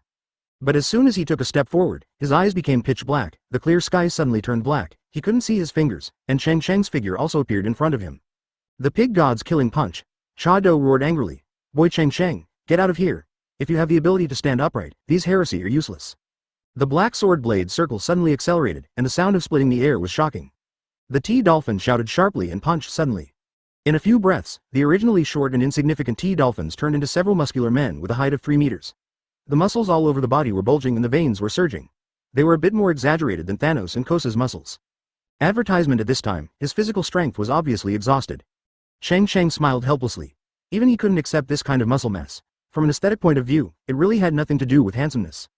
The General Chado transformed into the form of a pig god, with black lightning wrapped around his body, and his arm domineering energy covering every inch of his body. T-Dolphin's full strength attack failed, and he was a little surprised at how he could reach the sword formation so easily. Then he looked at the sneer Cheng Cheng who was still in front, and he didn't care so much and punched him. Cheng Cheng whispered again, sword formation 3 types, 7 stars. Especially the eyes and crotch are attacked the most. Fortunately, the T-Dolphin focuses on protecting these 2 parts, otherwise it would be over for the rest of its life. Cheng Cheng asked the Empress to leave his side first. If the Great Dark Sky 7 killing sword formation was activated, everyone in the sword formation would be regarded as enemies except for the person who unleashed the sword formation. The Empress' eyes were filled with disgust. How disgusting. The T-Dolphin exhaled a breath of white mist, took a step forward, the rocky ground shattered, and shouted, pig god form. The T-Dolphin cannot see the outside world, but Cheng Cheng can clearly see every move of the T-Dolphin and let him rush into it at will. The T-Dolphin who was trapped alone in the center of the sword formation had every inch of his body torn to pieces. Although he was not fatally injured, he looked like a bloody man with his skin and flesh all over his body. Cheng Cheng chuckled, contracted his hands at the same time, and said slowly, sword formation 2, sword net. Every time the black sword shuttles, it will appear on the T-Dolphin's vital parts. He first took a step back and assumed a running stance, then the ground exploded and his whole body was shot out like a cannonball. Cheng Cheng crossed his hands in front of his chest, focused all his energy on the 7 small black swords, and said sternly, the Great Dark Sky 7 killing sword formation, activate. The 7 black swords around him instantly grew larger and were the same size as normal swords. They quickly rotated in the same direction and were connected end to end, forming a black ring around him. Circles of air burst out from under his feet, his beard and hair fluttering, and his eyes widened with anger. The 7 black long swords immediately stopped cutting the dolphin and were ranged in the air according to the direction of the Big Dipper. Chapter 233 Bring it to you. The moment the T-Dolphin fell down, his eyes regained their brightness, and they saw Cheng Cheng's extremely cold face, like a murderous god in charge of life and death descending into the world. Then a cloud of blood mist erupted behind him and he fell to the ground. Other Marines who had been paying attention to the situation here immediately discovered something unusual here. Someone shouted loudly, Admiral, the turtle is dead, the turtle is dead. Execution Platform Garp looked so gloomy that it was hard to tell what his expression was. Kong, the commander-in-chief of the entire army, held the trembling Zhenhai sword firmly in his hand and said with emotion, it's a pity that such an amazing and talented person cannot be used by Marine. On the other side, in addition to Cheng Cheng, the Black Justice Pirates and a team of Thanos General Kosha have rushed into the crowd and are fighting in the tide of Marines. From time to time, Marines will be thrown into the sky. All Marines who fell to the ground died from broken bones. Lao Sha, the captain of the 2nd Division, kept rolling up desert tornadoes in the sky, and he could roll up hundreds of Marines each time. Occasionally, a confident and powerful lieutenant general would come to stop Lao Sha. But without exception, they were all killed by Lao Sha with his desert sword. The figure of the captain of the 3rd Division, Luo Zi, kept flashing. Every time the room space was opened, a large piece of wreckage and severed arms would appear in the air, like a goddess scattering flowers. To say that the people who killed the most people were at the forefront, they were the newly formed 4th Division. They, the big criminals of eternal hell, were absolutely merciless when killing Marine. They specialized in killing Marine in a bloody way to let go of the resentment they had felt towards Cheng Cheng in the past few days. Wherever he went, there would often be a large pool of blood on the ground, and countless Marine corpses were chopped into meat paste, which was too horrible to watch. Bullet entered the crowd like a wolf among sheep, his eyes red. He felt that the killing efficiency was too slow. His eyes narrowed, and the Conqueror's domineering power spread out instantly. All Marines within 100 meters radius rolled their eyes, fainted and fell to the ground. Ha ha ha ha, the killing feast officially begins now. Bullet looked up to the sky and laughed, ultimate form. He suddenly lay on the ground with his hands, and purple crystals seeped out from various parts of the skin on his body, quickly spreading to the surroundings, merging nearby firearms, heavy artillery shells, marine warships docked at the dock, and other buildings in Marinevando Square. Then the purple crystals quickly gathered together, completely wrapping Bullet's body in them. The purple monster expanded rapidly, eventually forming a super monster that was twice as big as King Kong. Its body was filled with tendons that were like filaments emitting blue light. In its ultimate form, Bullet looked up to the sky and roared. His entire body was as tall as a mountain. He took a step forward and the entire island of Marinevando was shaken. Advertisement at this moment, both the Marine and the pirates involuntarily stopped what they were doing and looked up in shock. A Marine who was close raised his head and could not see the top of the monster's head. His legs gave out and he collapsed on the ground. He completely lost his fighting spirit and muttered. How can we fight this? The pirates in the distance are very confident. With such a powerful person on their side, are they still afraid that this war cannot be won? Bullet raised his right foot and stamped his foot suddenly. The ground shook violently. Marine within 100 meters nearby died and his whole body exploded. Even Marine, who was thousands of meters away, felt short of breath, irritable breathing, and felt a strong sense of despair in his heart. The monster roared again, deafeningly. He punched out, and the airflow in front of him was instantly compressed. Burning flames appeared on his fist, and it hit the execution platform like a meteorite from the sky. Kong, the commander-in-chief of the entire army, was immediately furious. The cape representing the highest justice behind him fluttered and he punched the sky without giving in. Boom! Kong Na's seemingly weak fist collided with the meteorite-like fist, and the huge shockwave instantly destroyed the entire execution platform, turning the wooden boards into powder. Sora's body sank into the ground, and Bullet in his ultimate form took a small step back. Then Kong, the commander-in-chief of the entire army, stood up from the ground, stepped on the void and fought with Bullet tremblingly. As for the pacifists on the coastline, they were torn apart by other members of the Black Justice Pirates, with only a few left unharmed. After the 5,000 members of the Revolutionary Army landed ashore, they immediately showed a completely different fighting method from other pirates. The 5,000 people were integrated into one body, like a sharp sword directly dividing hundreds of thousands of Marines. In particular, there are 200 elites in front who can use water breathing. Their momentum is magnificent, the autumn wind sweeps away the fallen leaves, and they are filled with murderous intent. Lieutenant General John Jondot, who was born in the giant race and had many medals on his chest, immediately noticed the huge lethality of this team. He slashed at these revolutionary troops with a giant sword and shouted, "Go to hell, you people who have fallen into darkness." Those in front of the Revolutionary Army did not panic at all. The 200 people in front instantly activated the breath of water, and more than 200 streams of water surged towards the giant sword. The giant sword suddenly broke and shattered into tiny pieces in the air. More than 200 people from the revolution flew up with great tacit understanding and drew their swords at various positions of Lieutenant General John Jondot at the same time. Advertisement: the water flow rolled and surged, forming more than 200 streams of water sword energy that penetrated the giant Lieutenant General's body. Lieutenant General John Jondot fell to the ground and died, with a look of resignation on his face. He had fantasized about the way he would die many times, but he never expected to die in the hands of these ants. More than 200 Revolutionary Army elites returned to the front of the team again, and the team was once again in order. Killing a lieutenant general was like doing a trivial thing to them. On the other side, Whitebeard was covered in blood, his breathing was weak, and his life was in danger. Aokiji has been shooting at Whitebeard with an ice bow from a distance. Every time he bends the bow and sets an arrow, 2 or 3 ice arrows will tear through the air and shoot towards Whitebeard. At first, Whitebeard swung his knife to shatter the ice arrows, but now more and more ice cubes were broken. Now his legs had been frozen by the ice cubes below and he was unable to move in place. Blood flowed down his tall body, dyeing the ice under his feet a coquettish red, full of sadness. Kizaru holds the Tiankongyun sword that exudes golden light, and shuttles around Whitebeard from time to time. Every time the yellow sword light flashes, it can leave a gorgeous blood mark on Whitebeard's body. It looks shocking, but each sword is not a fatal injury. The one who truly confronts Whitebeard is Blackbeard Teach. Blackbeard laughed heartily, his fists were covered with thick black smoke, and each punch hit the key parts of Whitebeard's body crazily.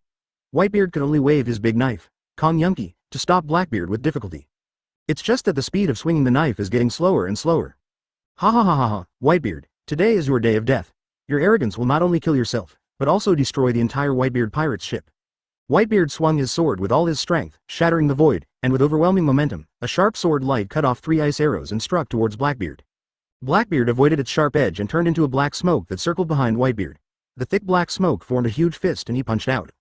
Whitebeard's body was shaken, and the wounds originally caused by his son's sneak attack spread rapidly. He felt his legs weaken. He knelt on one knee and pressed the handle of Kong Yunki's knife against the ground. His forehead was covered with sweat. As he breathed, a mouthful of blood suddenly spurted out and he snorted coldly. In normal times, if the 3 of you went together, you would be just chickens and dogs. Now you look really old. Whitebeard raised his head and looked at Ace, who was protected by Garp on the execution platform. There was regret and relief in his eyes, and he murmured, "Roger, you are so good. You have always been so accurate in judging people." Black gas spurted from Blackbeard's body, like a black volcano erupting. The huge black smoke soon enveloped Whitebeard. He hooked his 5 fingers and grabbed the top of Whitebeard's head. He laughed excitedly. Ha ha ha, thief, Cheng fruit, bring it to you. Chapter 234 Breaking the Ice. Whitebeard closed his eyes as usual. At this moment, he was no longer able to use the world-destroying ability of the Cheng fruit. His eyes were pitch black, and the children around him also disappeared from sight. He gathered all his strength and swung out a knife. The void shattered, and cracks appeared in the space shrouded in black smoke. Kizaru, who wanted to fly into the smoke, instantly stood up on his hair and turned into a golden light to escape.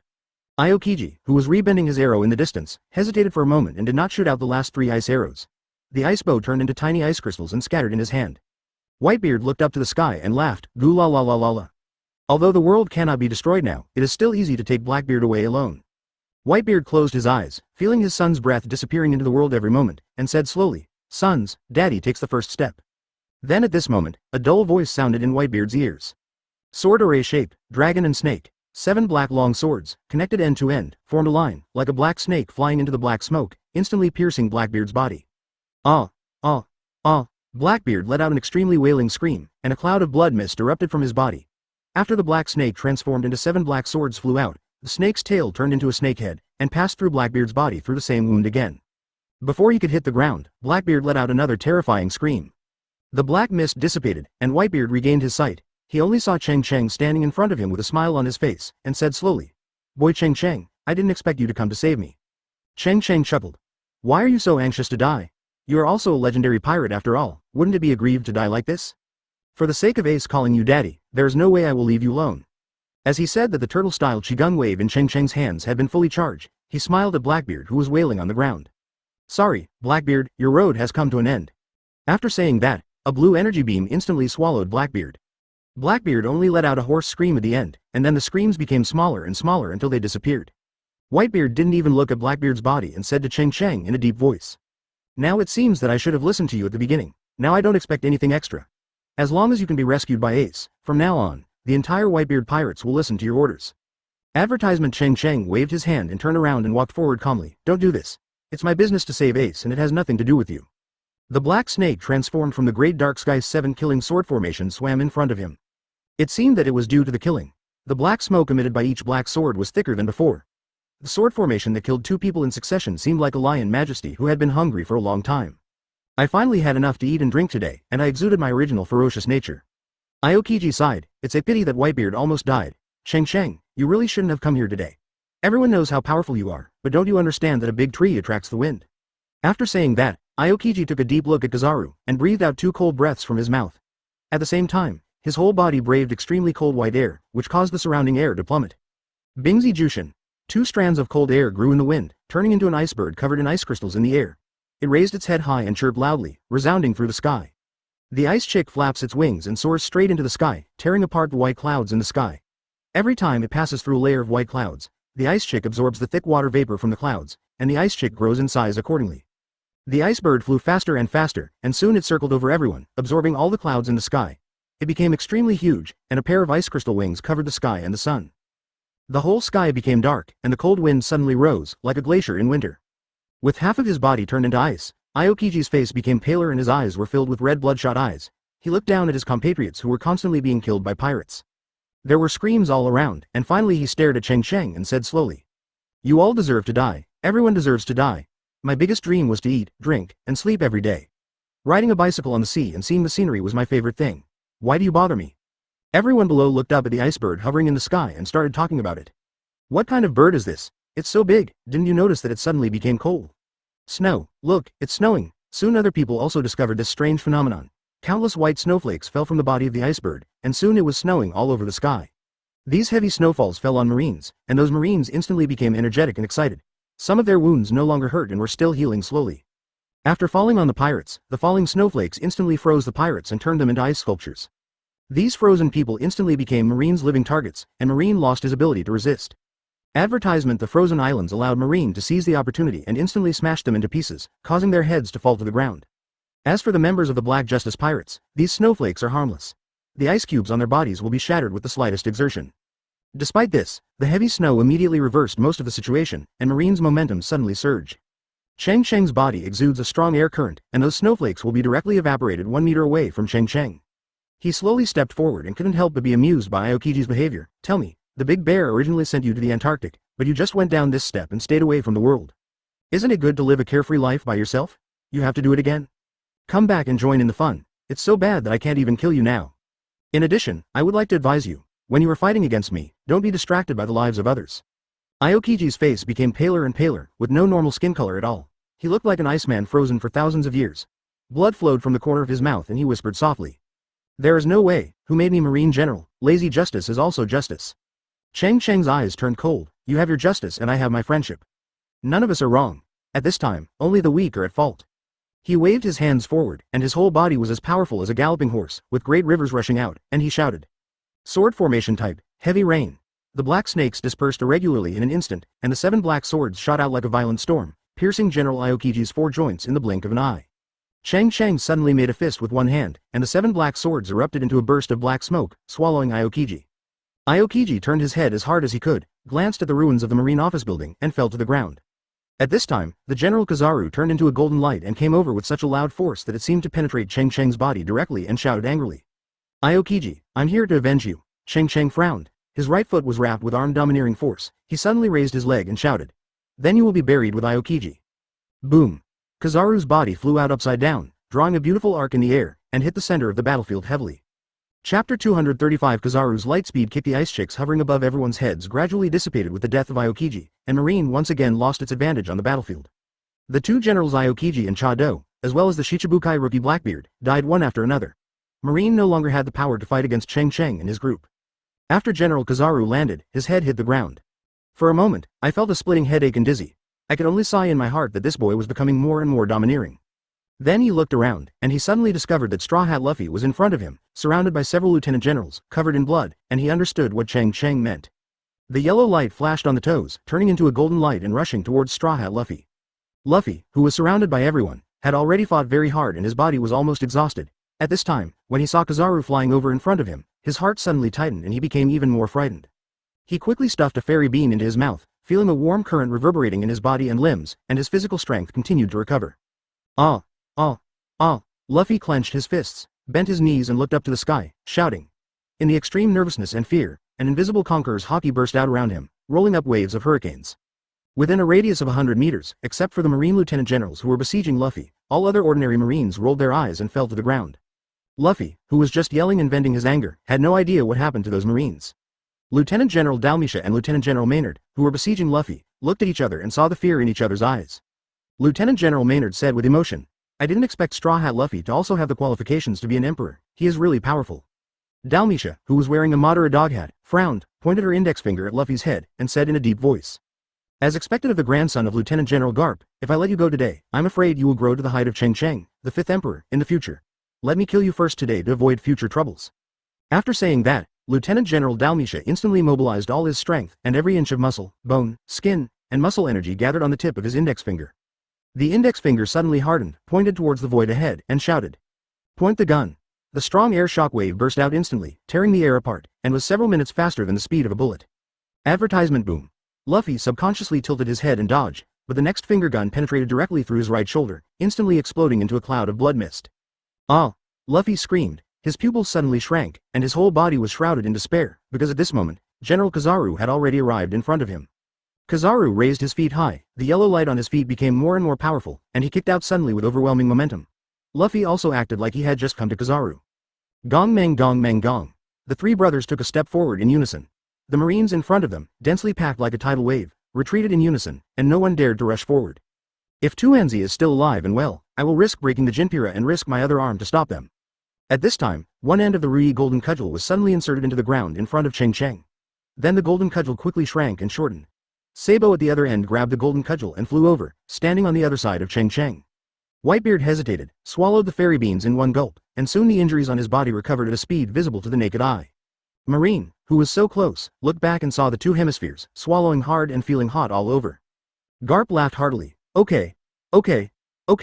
On the execution platform, Ace's eyes were red, tears streaming down his face, and he choked with sobs. Dad, brother Cheng Cheng, Sabo, Luffy, how could I, Ace, be so virtuous? You shouldn't have come to save me. This old man has always been stubborn, but now he is about to choke and burp. He still stands upright and refuses to sit down. he insists on pretending to be God first and lousy second invincible. The three brothers stood side by side with firm eyes, looking at Ace who was protected by Garp on the execution platform. Sengoku said angrily, Gion, Sigrid is dead and Dango is dead. These are all facts and there is no way to save them. Do you really want to watch more of your comrades die? General Momosagi, who had been sitting under the execution platform, stood up, holding his extremely slender waist with one hand, laughing loudly and charmingly. After seeing that it was Brother Cheng Cheng, Luffy showed surprise. Brother Cheng Cheng, it's you. Cheng Cheng chuckled. Old man, this world is a big place, and there are still many things you don't know. Are you worthy of the status of general? Advertisement? That's all. Who told you to be a white beard? Cheng Cheng smiled and put his head on Luffy's head, forcefully pulling him back. The seven-killing sword formation of the Great Dark Sky was suspended in front of Cheng Cheng, with the sword tips facing forward neatly, emitting weird black smoke. Luffy, who originally thought he was going to be kicked very painfully by General Kizaru, stood up and patted his butt, and found that except for some pain in his shoulder, there was no special feeling elsewhere. Luffy's fists collided, the air exploded, and there was a sound of bone explosion, like gold and stone colliding. His body flew backwards like a rubber ball, rolled on the ground dozens of times, and was kicked to Cheng Cheng's side. Three little guys, just go forward, old man, I will clear the way for you from behind. Those ordinary Marines would get chills all over just by looking at them, and they would not dare to step forward to stop them. The Rui golden cudgel in Sabo's hand returned to its normal size, and the golden light all over his body skyrocketed, making it extremely sacred.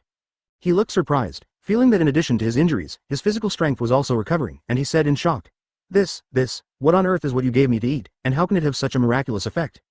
Goo la la la la la, Ace, Daddy will be here soon. Whitebeard held Kong Yunki tightly in his right hand, stood proudly behind Cheng Cheng and the others, and said with a hearty laugh. Cheng Cheng smiled calmly and said, Don't worry, let's go together.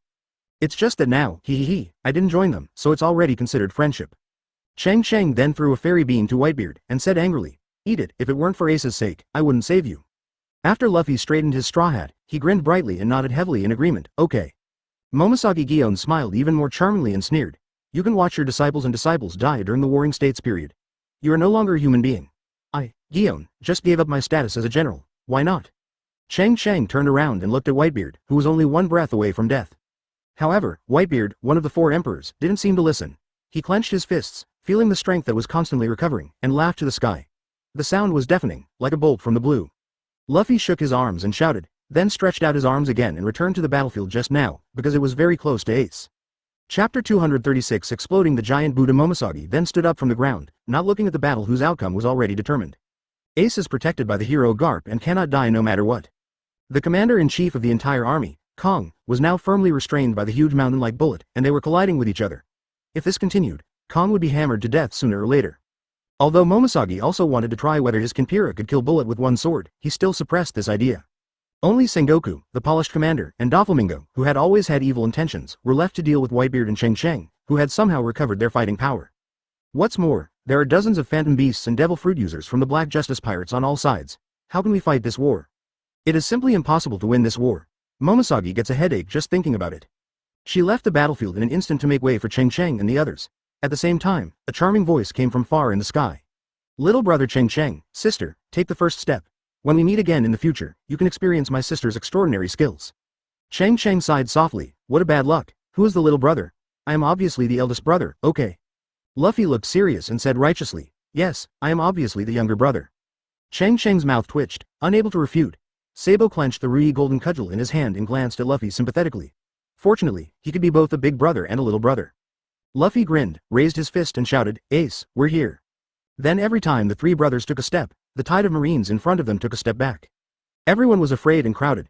There were many Marines behind them who did not find the retreat pattern and retreated too late, and were directly trampled to the ground by the crowd in front. Let out a scream. I don't know which lieutenant general in the crowd was the first to fire, and the bullets whizzed away at Cheng Cheng and the others, saying angrily, F***K them all. What are you afraid of? Cheng Cheng tilted his neck in advance, dodged the bullet, and said with a smile, a bunch of rabble. At this time, Marines started shooting one after another, and the Marines in front shouted in unison, fighting desperately.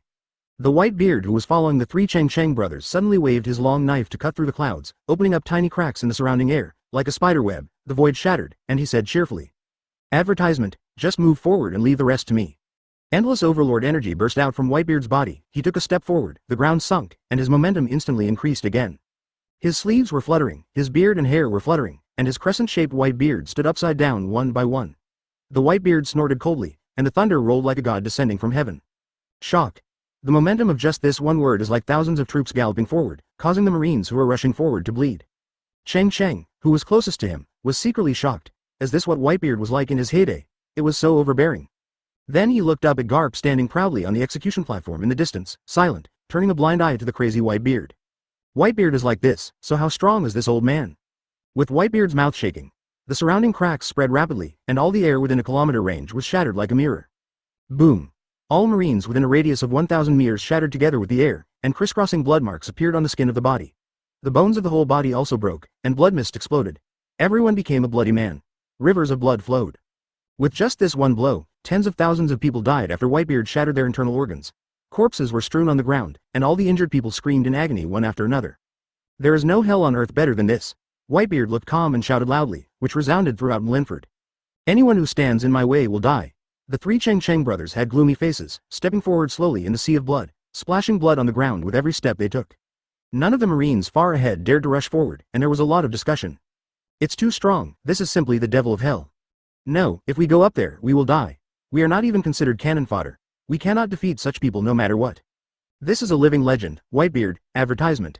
A Marine standing in the front row couldn't bear the smell of blood. He immediately turned around and squatted down, retching. Cheng Cheng narrowed his eyes. Whitebeard's ability to shake fruits was indeed the strongest in the world. This large-scale killing was probably far from Whitebeard's limit. Junjen fruit, how big an earthquake can Whitebeard cause now? Warring States Fleet Admiral was instantly furious. He handed the carefully protected fireball to Garp and said slowly. This is what Tuanzi left behind, and I leave it to you. You are much better than me. Alas, maybe your choice is right, but as the Marine Fleet Admiral, I can't just watch a pirate causing trouble in my Marine headquarters.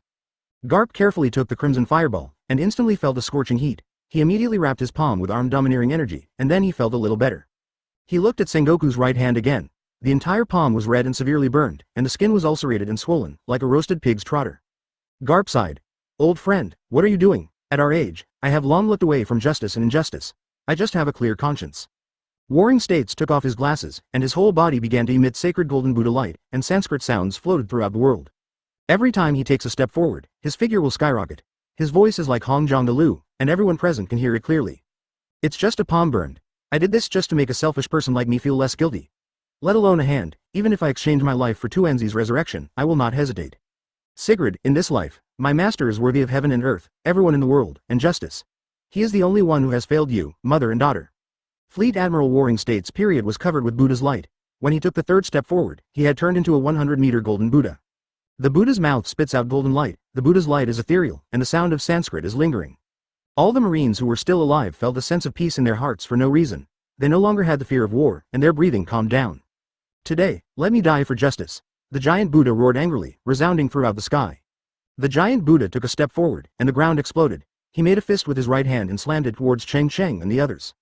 Above the golden fist, the Buddha's light shines brightly, and countless airflows pour into the fist, carrying an overwhelming force, like Mount Tai pressing down on the top. The white-bearded figure rose up from the ground, the void around Kong Yunki's blade shattered, and he dragged the blade towards the sky, laughing heartily and saying, Warring States, I'll fight with you. Chapter 237 Garp's Sword. Whitebeard instantly transformed into a demon in white and collided with the golden Buddha of the Warring States period. One god and one Buddha, shocking the world. Cheng Cheng's eyes narrowed, and he spread out the 7 small black swords of the Great Dark Sky Sword formation and suspended them around the 3 of them, blocking the shockwave generated by the collision between Whitebeard and Warring States. On the other side, the commander-in-chief of the 3 armies, Kong, was still struggling to support himself in Bullet's hands. He was too busy caring for himself and had no energy to stop the progress of Cheng Cheng and the other 3. General Kizaru in the distance was dealing with Diamond Josie, Thanos General Kosha, Snow Demon Bear Kabasi, and Lao Sha at the same time, but he was also unable to escape. The Marines, who were shocked by Whitebeard's blow just now, had just adapted, roared, and launched another attack. At this time, King Kong Harua, Godzilla Tori, the heavy armored cavalry Kangang, Behemoth Simon, and the remaining 30 or so Phantom Beast Devil Fruit users from the Black Justice Pirates fell from the sky. Each of these Phantom Beast Devil Fruit users had serious expressions and magnificent aura, and each of them had a posture of not allowing strangers to enter. They formed a circle and tightly surrounded the execution platform, like a thunderpool in hell. Gods standing in the way will kill gods, and Buddhas standing in the way will kill Buddha. The fighting spirit that the Marines on the periphery had just inspired evaporated, and all of them looked horrified. Even many colonels and lieutenant generals were in despair, their faces extremely ugly. These Black Justice Pirates are simply not human beings. They are really terrible, they are simply immune to death. I saw with my own eyes that the gorilla was first shot through the body by a pacifist and died once. After a while, it continued to be alive and kicking. Then it was punched through the belly by the General Dolphin. Now it seems to be fine again. Yeah, their recovery ability is too strong, they're definitely the devils of hell. Since these people are devils, how can they, ordinary little marines, be able to conquer them? For a time, there was only a mountain of corpses and a sea of blood on the ground around the execution platform. Under the protection of more than 30 crew members, no living marine could step beyond the thunder pool. Cheng Cheng and the three of them kept walking without stopping, stepping on the mountain of corpses and sea of blood, slowly but steadily, approaching the execution platform step by step. Now they were only 100 meters away from the execution platform. Advertisement. The three brothers raised their mouths at the same time and couldn't help but speed up their steps. Cheng Cheng, you are so terrifyingly strong. Anyway, you will kill me no matter what, so I can only seek wealth in danger. Then he turned his eyes to Ace on the execution platform, his eyes cold. He lowered his head and glanced at Blackbeard's body with disdain on his face. He originally thought that Blackbeard would be his biggest opponent in the future, but he didn't expect that he would die like this. He turned his head suddenly before accelerating, trying to see what could pose such a strong threat to him. Doflamingo spit out a mouthful of blood, and his body fell into the sea. He gritted his teeth and said, "Hero Garp. Fifth Emperor Cheng Cheng, haha, I want to see if Ace and your apprentice are dead, will you collapse?" At this moment, Fire Fist Ace is still bound by the Sea Tower stone handcuffs, and his devil fruit power cannot be used. If you want to kill him, now is your last chance. But the speed of the 5 thin wires was faster, and they had reached Ace's head in no time. Just when he turned his head, he saw a black lightning getting bigger and bigger in his pupils, piercing his head. Cheng Cheng's eyes instantly darkened and he said coldly, "Doflamingo, you are really asking for your own death." Doflamingo chuckled, spread his fingers, and suddenly smacked downwards, shouting softly, "Lower the rogue line." He fell to the ground on all fours. He looked at the murderous grandfather above him and complained, "Grandpa, you are going to kill me." At this time, Cheng Cheng realized something was wrong belatedly. When his eyes focused on Ace, he noticed that there were thin transparent lines falling slowly. Ah! Cheng Cheng and the other three strode to the front of the execution platform and looked at Ace and the 4 brothers, 3 below and 1 above.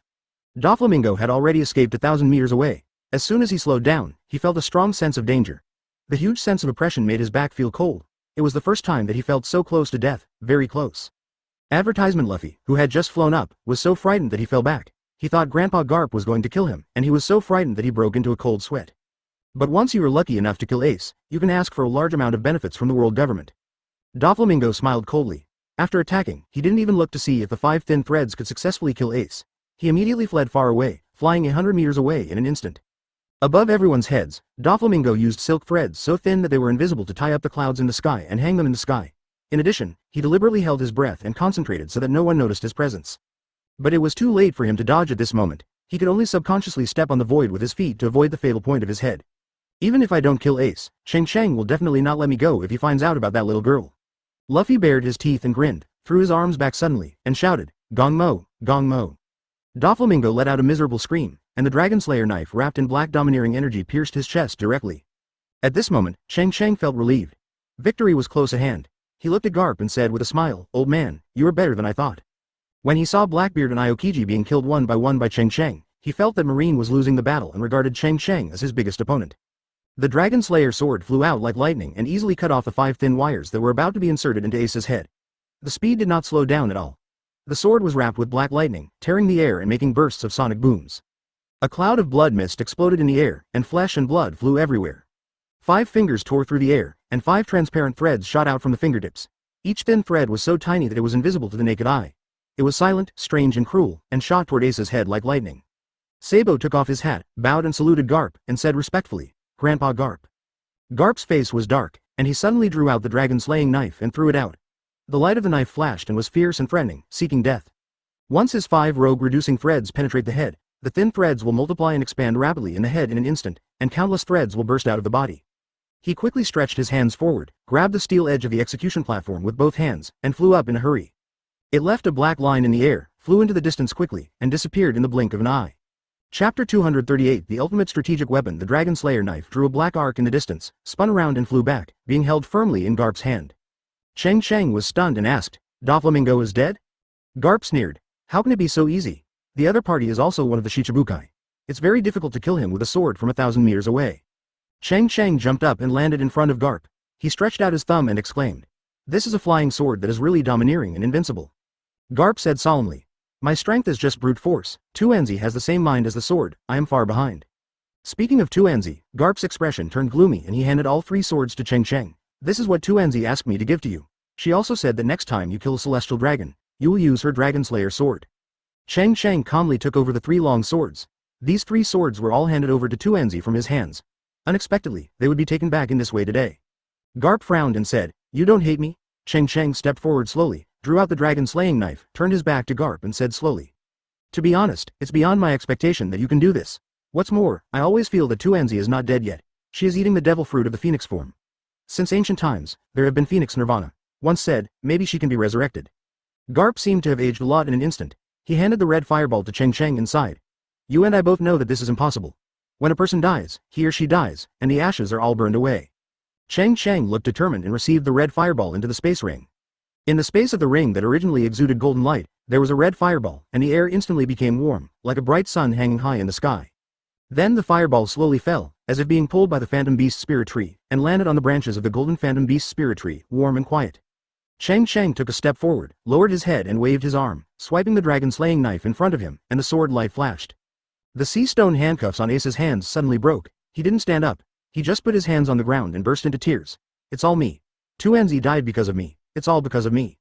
Cheng Cheng bent down and helped Ace up. "Of course it has something to do with you, so you have to live well, but believe me, Tuanzi is not dead yet." "Really?" Ace asked, staring into Cheng Cheng's eyes. Cheng Cheng smiled and said, "Don't worry, when have I ever lied to you?" Advertisement. Then Cheng Cheng took out the Great Holy Grail, tapped the water in the cup with his index finger, and quickly tapped Ace's forehead 3 times. "I don't care if you understand what I say later, you just agree." Ace nodded silently. Cheng Cheng opened his mouth slightly, thought for a moment, then tapped Garp 3 times on the back of his hand, and said angrily, "Old man, you too, if you want to live a few more years, just agree to what I say." Garp nodded indifferently. Could his grandson still harm him? There is a hidden recessed switch at the bottom of the box, which can effectively avoid accidentally opening the stone box. Standing above everyone, the commander of the entire army, Kong, took a deep breath, narrowed his eyes, and pressed the button without hesitation. Cheng Cheng was even more confused. What was it that even Garp didn't know? It can't be the IM who lives on the Void Throne in Pangu City, right? As for the doctor he was talking about, that guy was just a scientist with a high IQ, and it was even less likely that he would come here in person. A punch hit the ultimate form bullet's head. The hill-like bullet took a few steps back, and the town under his feet was completely destroyed. Luffy and Sabo also walked up at this time. Luffy was about to open his arms and give Ace a big hug, but Cheng Cheng stopped him. Kaido should be being taken care of by the redhead, Charlotte Linlin. No, it is even less possible for her to cooperate with Marine. Could it be that the 5 elders came here in person? He flipped the switch at the bottom 3 times with his index finger, and then the lid of the stone box made of seafloor stone slowly opened, revealing only a red button inside. Cheng Cheng read softly. "In my name, I swear to you that the stars will not fall and the heaven and earth will last forever. If I die, you will die. If you die, I will live. Therefore, if this kind of weapon can be used without it, it will not be used easily even if it is empty." When he saw that Cheng Cheng was saved by Ace and the others in the end, he roared angrily and erupted into a shocking movement. Garp just shook his head, not understanding where Sora's sudden confidence came from. After Kong distanced himself from Bullet, he looked down at the people on the execution platform and praised loudly. Advertisement. The ground shook, and with Marine Vendo Square as the center, the ground was opened in 8 directions, east, west, south, and 8 identical huge holes appeared, each with a diameter of about 10 meters. Sora, who was fighting with all his strength in the sky, was in a state of embarrassment and his hair was messy. Then Kong laughed at himself and said, "Of course, even if you have the ability to conquer the Holy Land, you can't do it. Once this button is pressed, the cost consumed is equivalent to burning 10 pacifists every second. As long as this weapon is used, regardless of the outcome of the war, strategically speaking, they have already lost." Cheng Cheng frowned and looked at Garp doubtfully. "Fortunately, when I came here, I swore to the doctor that he would never use his backup plan, but I didn't expect that now I have to use it. But the contents of this stone box cannot be described as precious." Then, under each hole, a huge radar-like device slowly rose up. The blue light flashed at the center of the radar, emitting circles of invisible magnetic field ripples. "I didn't expect that I actually let you successfully rescue Ace at the Marine headquarters. If I leave you alone today, I'm afraid the next step will be to invade the Holy Land of Marijoya, right? Sora, have you thought about it? Do you really want to use that thing? Although Hylu stone is extremely rare, it is far from being considered precious to a person with the status of the commander of the entire army." What backhand could make Sora so confident? The faces of all devil fruit users on the battlefield changed drastically. Kong looked down and replied coldly, "It's no longer a question of whether I can kill Ace. If I don't use this power, even the 2 of us will die here. As for consumption, I don't care about that much now. Cheng Cheng, Whitebeard, if you can do this, you are enough to become a pirate legend, but this is the limit for today, and you will all go to hell next." The Warring States period let out a long sigh, and the golden light of the Buddha dimmed, its body shrank, and the form of the Phantom Beast was released. The earth-shattering warring statesman who was fighting Whitebeard in the distance changed his face drastically. He punched Whitebeard and knocked him back hundreds of meters, and hurriedly tried to dissuade him. Kong, the commander-in-chief of the entire army, took out a palm-sized Hylu stone box from his arms. The surface was extremely smooth without a trace of pattern. Ace and Garp both looked confused and didn't understand what it meant at all, so they just nodded in agreement. Chapter 239 The decisive battle. These devil fruit users all had difficulty breathing for a moment, as if they had fallen into the sea and lost the ability to control the devil fruit. The phantom beasts of the Black Justice pirates have all turned into ordinary people without devil fruit abilities, looking at each other in horror. No idea what happened. Even Whitebeard looked horrified, unable to use the powerful ability of the shock fruit again. Luffy's body twisted for a while, and fell limply to the ground like a puddle of mud. The ruby golden cudgel in Sabo's hand turned into golden light and disappeared. Bullet, who was like a big mountain, wanted to punch Sora, but his body was shrinking rapidly uncontrollably and his heart was extremely shocked. Even General Kizaru fell from a high altitude and lost the ability to use the shining fruit. In addition to the shining fruit, he was extremely skilled in the 6 marine styles and landed on the ground by stepping on moonwalk with both feet. Otherwise, falling from this height is enough to kill anyone. Everyone was talking about it and it became a mess. Here, what exactly is going on? Why did the devil fruit's ability suddenly fail? Ah, it feels so uncomfortable. I feel like I can't breathe. We're obviously on land, but why do I feel like I've fallen into the sea? No matter what the condition of the pirates is at this moment, even Marine's devil fruit users are flushed and having difficulty breathing, and their bodies are swaying. Just standing is already making them sweat profusely and losing their physical strength crazily. But other than that, the people who didn't eat devil fruit were Cheng Cheng and Garp. They just felt a little unusually irritable, but it didn't have much impact. However, Cheng Cheng also quickly noticed the seriousness of this matter, causing an uproar in his heart, but on the surface he seemed extremely calm. He squinted his eyes to look at the 8 radar-like devices. He didn't expect that there was such a big killer hidden in the marine, which could disable all devil fruit users. Is this also the invention of that doctor? At the same time, a huge opening opened in the ground again, and pacifists walked out of the ground one by one, expressionless. Standing proudly in the void, the commander-in-chief of the 3 armies laughed loudly. Whitebeard, Cheng Cheng, let me see how you can resist this time. This is the latest weapon studied by the doctor. It is to restrain you pirates who rely on devil fruits to commit crimes everywhere. Thief. So what if your crew members are phantom beasts now? Aren't you going to let me slaughter you? Advertisement. No one here today can escape. Pacifists came out of the ground one by one, their heads twisting around. As soon as they detected that they were not Marines, they would immediately raise their hands and shoot out a yellow laser beam. Suddenly there were explosions all over the ground, corpses flying everywhere, and mourning everywhere. The Whitebeard pirates, the Black Justice pirates, and the Revolutionary Army suffered heavy losses. No one can stop these pacifists from wreaking havoc. The Marines suddenly burst into cheers. We won, ha ha ha. The war is finally over. After this time, I must take my wife for a vacation in the East China Sea. This new weapon is so overbearing. It is definitely the nemesis of devil fruit users. With this device, we no longer have to be afraid of those pirates. All the Marines cheered and looked excited. For a moment, they forgot to seize this golden opportunity to shoot the pirates. Later, they were reminded by the generals who were still alive and raised their spears. Bullets were sprayed from the muzzle, shooting wildly at the pirates. The gunshots suddenly sounded like a violent storm, intertwined with the light waves emitted by the pacifists, and together they played a magnificent battlefield symphony. Every note requires a human life to fill it. Fleet Admiral Sengoku sat on the ground with a dejected expression. His clothes were ragged and in tatters, and he didn't look excited at all. Instead, he looked at the fellow Marines around him with some sympathy. At this moment, he is no longer the high-spirited and arrogant Marine Fleet Admiral, but he is clearly a lonely and homeless old man. This device is called the God-Slaying Order. It is the top secret of Marine and even the world government. He is the only one in the entire Marine headquarters who knows this thing. The other people who know the inside story are all the leaders of the world government. Dr. Vegapunk is worthy of the title of mankind's greatest scientist. Ever since he unlocked the transmission conditions of Devil Fruit's abilities and discovered the bloodline factor, he has been thinking about how to restrain these powerful things.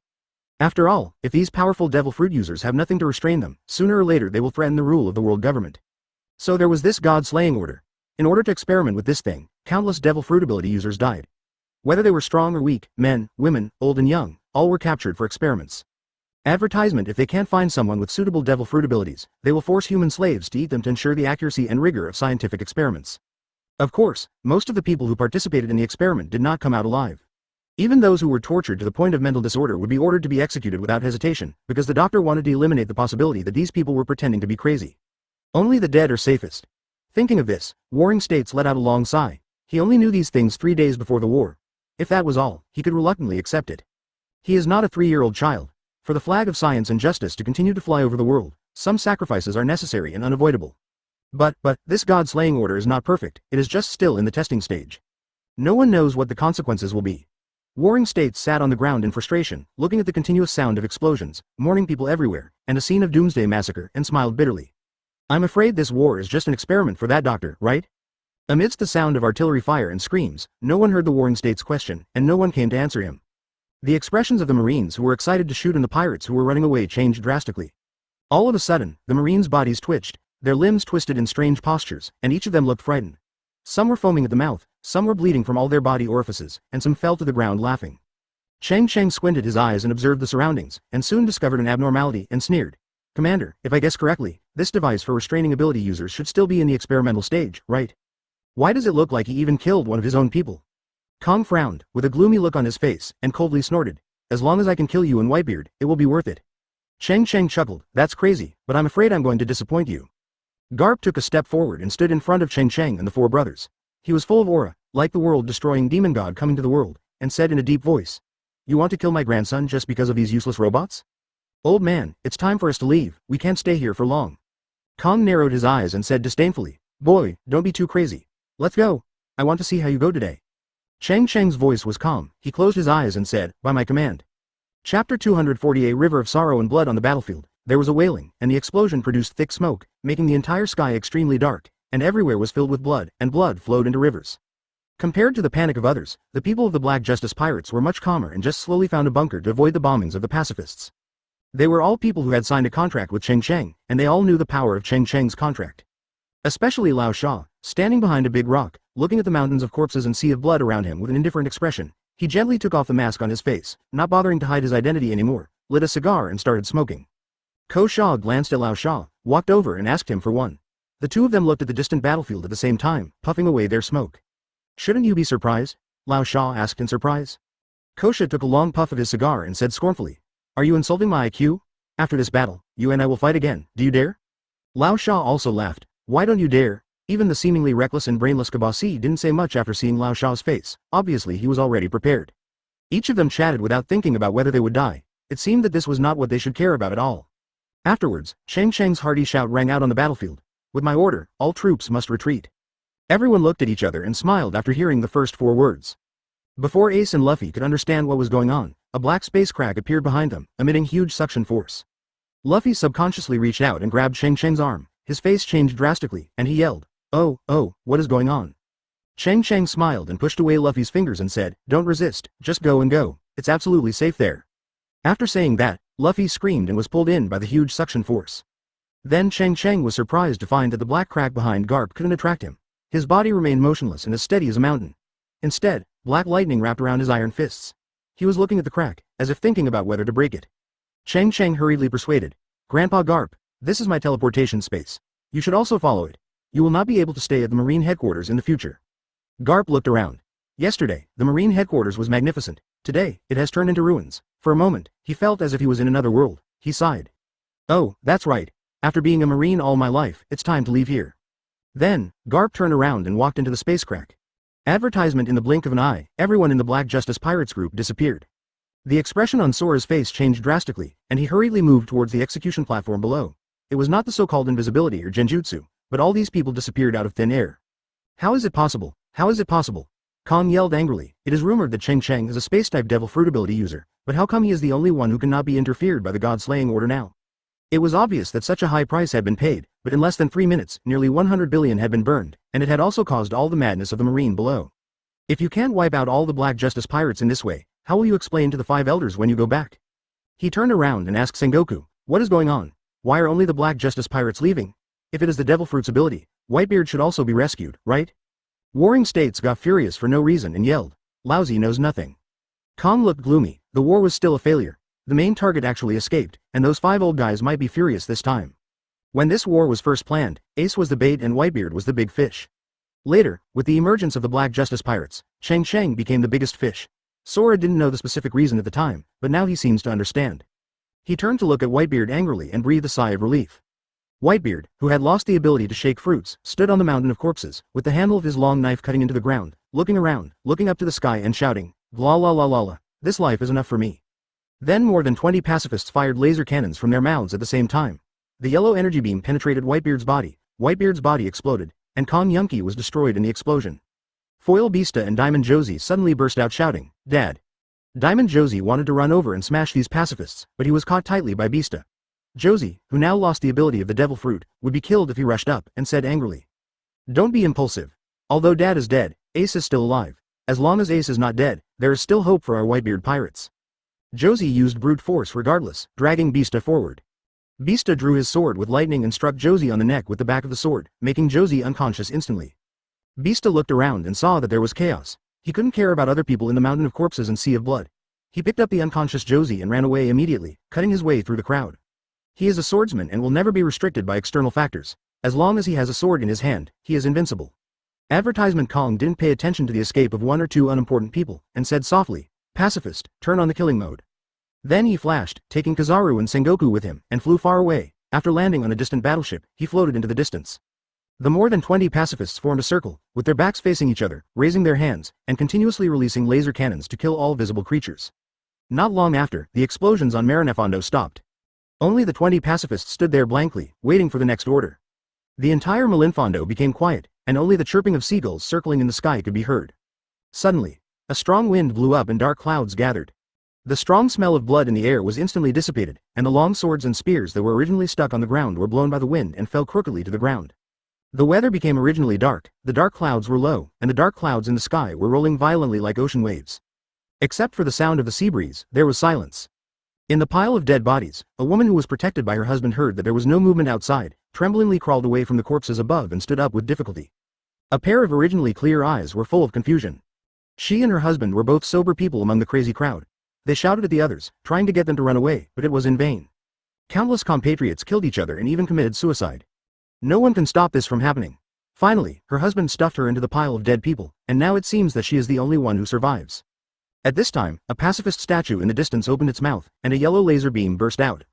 It instantly penetrated the woman's head and exploded like a watermelon. The last Marine of Malinvandor dies. Suddenly there was a heavy rain in the sky, and the rain mixed with the blood on the ground, and the blood flowed into a river. Above the clouds, the leader of the Revolutionary Army was wearing a dark green robe, looking down, frowning. Chapter 241 Ahaha. The figure of the leader of the Revolutionary Army did not fall in the high altitude. He rotated his wrist and quickly condensed a 2-meter-long water spear in the heavy rain. The water spear was in the heavy rain. If you didn't look carefully, you wouldn't be able to see the existence of this deadly weapon. The leader of the Revolutionary Army, Long, looked calm as he stared at the 8 radar devices below. He pressed down his right hand suddenly, almost as if an invisible water spear fell rapidly. The invisible water spear was inserted straight into the radar at the bottom. The radar suddenly shattered and emitted a burst of black smoke and fire. Long slowly stretched out his right hand to touch the void. After closing his eyes and feeling for a while, his expression relaxed and he sighed. It seems like what I guessed, just need to destroy one of them and this weird position will disappear. Vegapunk, your scientific power is too powerful. Then the dragon slowly fell down, and the more than 20 pacifists below once again opened their mouths, and the laser light in their mouths flashed, treating the dragon as a sure kill enemy. After Long saw those pacifists, he felt a surge of anger in his heart for no reason, and pressed down his hands at the same time. The overwhelming rain suddenly gathered together, forming a silver-white waterfall, rolling down from the sky, like a sword piercing the earth, which was spectacular. It's a pity that no one else saw this scene. More than 20 pacifists below were instantly smashed into pieces by the white waterfall falling from the sky, turning into a pile of mechanical parts and falling to the ground, with residual lightning flashing from time to time. The ground shook violently. Under the impact of the waterfall, the ground dented, and a huge pit with a diameter of 1,000 meters appeared. The surrounding rainwater poured down and poured into the pit. Boom! Suddenly, there was an explosion in the pit, and a burst of blue flames rose into the sky. Soon the green flame transformed into a big blue bird in the air, which made a soft cry in the air. Long Wei Wei, the leader of the Revolutionary Army, was surprised. Is this Marco, the captain of Whitebeard's team? Marco looked around, feeling a little confused for a moment. This is where am I? What about Ace? What about Marine? Heavy rain poured down, rivers of blood flowed on the ground, and ruins arose in the sea of blood and corpses. There was no trace of the Marine headquarters at all. Advertisement ever since Marine transferred him and Ace to Marine headquarters, the two of them have been held separately, and he was taken to a secret prison underground by Marine. It was dark, and there wasn't even a jailer to imprison him. Just today, in the underground secret room, he kept hearing huge vibrations coming from above the ground, and he knew that a war had begun. But he was imprisoned in a prison made of seafloor stone, and there was no way to get out. He could only keep praying below that Ace could survive. He originally thought that this would be the end of his life, and he only hoped that his father and Cheng Cheng could rescue Ace. But unexpectedly, a powerful water flow suddenly shattered the ground, and the Hailu stone prison collapsed. He seized the opportunity and flew directly out of the ground. But everything in front of him was a bit unacceptable to him. Is this still the headquarters of Marine? Where is Marine? So what happened? Then Marco saw the leader of the Revolutionary Army standing aside, and he was shocked and asked, "Leader of the Revolutionary Army? Are you also participating in this war?" Long shook his head slightly and said solemnly, "I have not participated from the beginning to the end, and there is no need for me to participate. I am here to see them off for the last time." Then Long told Marco what happened. Marco finally breathed a sigh of relief after learning that Ace had been rescued, but after learning that Father Whitebeard was dead, he just sighed and said softly. He knows Dad's body. I'm afraid he came here with the intention of dying. As long as Ace is still alive, the Whitebeard pirates will not disappear. Then Marco hurriedly asked Ace where they had gone. This time even Long didn't know, he just said that he was waiting for news from Sabo. Then Marco, at the invitation of Long, left here carrying 2 huge radars alone. When leaving, Long, the leader of the Revolutionary Army, looked back at the battlefield. Under his calm gaze, his heart was filled with turbulent waves. The dragon looked up to the sky and smiled, and a burst of hearty laughter spread throughout the sky. The seeds of victory have been planted, and only heavy rain can irrigate them. It's time for this lifeless world to turn around. On this day, heavy rain poured down and lasted for 3 days and 3 nights. The heavy rain flooded the entire Malinvondo. Over the years, the island has become a famous tourist attraction, especially the large lake on the island, where countless people take their children boating on the lake. Somewhere in the New World, on an island on the only way to the Grand Line. The red-haired pirates were ambushed by the Beast Pirates, and an all-out war broke out between the 2 four emperors on this small island. Advertisement: the war lasted for a day and a night, and the islands that were originally thousands of square kilometers were shattered and sank to the bottom of the sea. 2,300 ordinary members of the Beast Pirates died in battle, and 136 people with animal-type abilities who had taken artificial devil fruits died in battle. Drought Jack, one of the 3 disasters, was killed by Beckman, the vice-captain of the red-haired pirates, and Flame Calamity Jin had his wings cut off by the red-haired sword. Plague Quinn and Captain Kaido were both seriously injured and escaped. The red-haired pirates won a great victory. The Beast Pirates, led by Kaido, fled back to Wano country and all retreated to recuperate. On this day, the Marine headquarters was completely destroyed, and news of the death of hundreds of thousands of Marines spread to every corner of the world like lightning. The world was shaken, and everyone was talking about this war. The old retired Marine knelt down in the direction of Marine headquarters and cried bitterly. Why did the Marine headquarters suddenly disappear? Why did the Marine headquarters fail? Why did the hero Garp defect to Marine? Another slightly younger Marine snorted. Garp is no longer a Marine hero. He has betrayed Marine. How can he be a hero if he can't even be called a Marine? I think he should be called Pirate Hero Garp from now on. The white-haired old Marine was furious, picked up the cane and hit it hard, and cursed. You know nothing. Garp will always be the Marine hero. The younger Marine didn't dare to hide at all and allowed the old man to vent his anger, but he still didn't agree with the old man's words. Whether it was a pirate from the Grand Line or a long-famous pirate in the New World, they all started the grandest banquet in a good mood.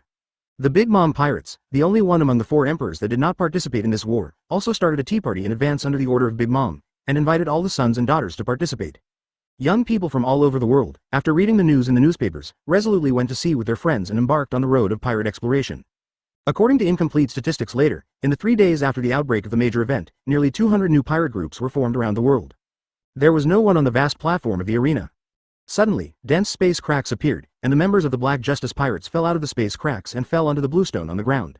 Ace, Sabo, and Luffy fell to the ground at the same time, looked at each other, and laughed at the same time. Chapter 242 Tianshui, Galaxy. The originally empty and quiet arena suddenly became lively, with dozens of people suddenly present. Ace looked around and saw neither Cheng Cheng nor the other members of the Whitebeard Pirates, and his expression became panicked. Where is brother Cheng Cheng? We are all back, but where has he gone? After Luffy saw Ace coming back safe and sound, he grinned and grinned. He rushed forward, ran to Ace and hugged him, wrapping his hands and feet around Ace at the same time, like an octopus. Generally. Great Ace, I finally got you back. But Ace looked around in panic, not happy at all, and looked gloomy. Sabo patted Ace's shoulder lightly and said softly, look up there. In the sky, Cheng Cheng stepped on Moonwalk, looked down at everyone with a smile, and said slowly, victory in this battle. The crowd was silent for a while, then burst into a shocking cheer. An hour later, Shuya and Peebo counted the number of casualties. 5 people from the 1st Division were killed in battle, 7 from the 2nd Division, 2 from the 3rd Division, and 1 from the 4th Division. Except for Shuya and Peebo, who had no fighting ability, all the others were seriously injured. However, before the battle, Cheng Cheng gave each of them at least 10 fairy beans. As long as they were not fatally injured in an instant, they would not die. Serious injuries are nothing to them. Currently, there are only 44 people left in the entire Black Justice Pirates. After experiencing this battle, everyone exudes a strong murderous aura. Just sitting there quietly, you can feel a shocking murderous aura. Except for their 2 captains, none of the Drake Pirates and Hawkins Pirates have signed a contract with Cheng Cheng. Their lives and deaths are unknown. Now that I think about it, there is little chance that they are still alive. Cheng Cheng directly rearranged Drake and Hawkins to the 4th team, making Bullet their captain. That night, Cheng Cheng started a grand banquet with a wave of his hand. Before the banquet, Shuya quietly dissuaded Cheng Cheng, so many people have just died. Isn't it a bit inappropriate to have a banquet before holding a funeral for them? Advertisement. Cheng Cheng immediately replied with a smile.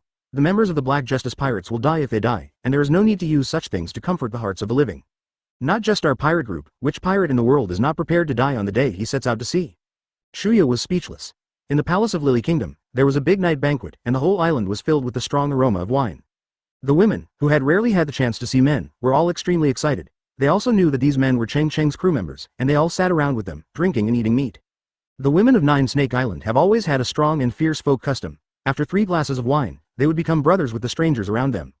In the middle of the palace, the 3 Empress sisters, Cheng Cheng and their 4 brothers were sitting around a table filled with big fish and meat.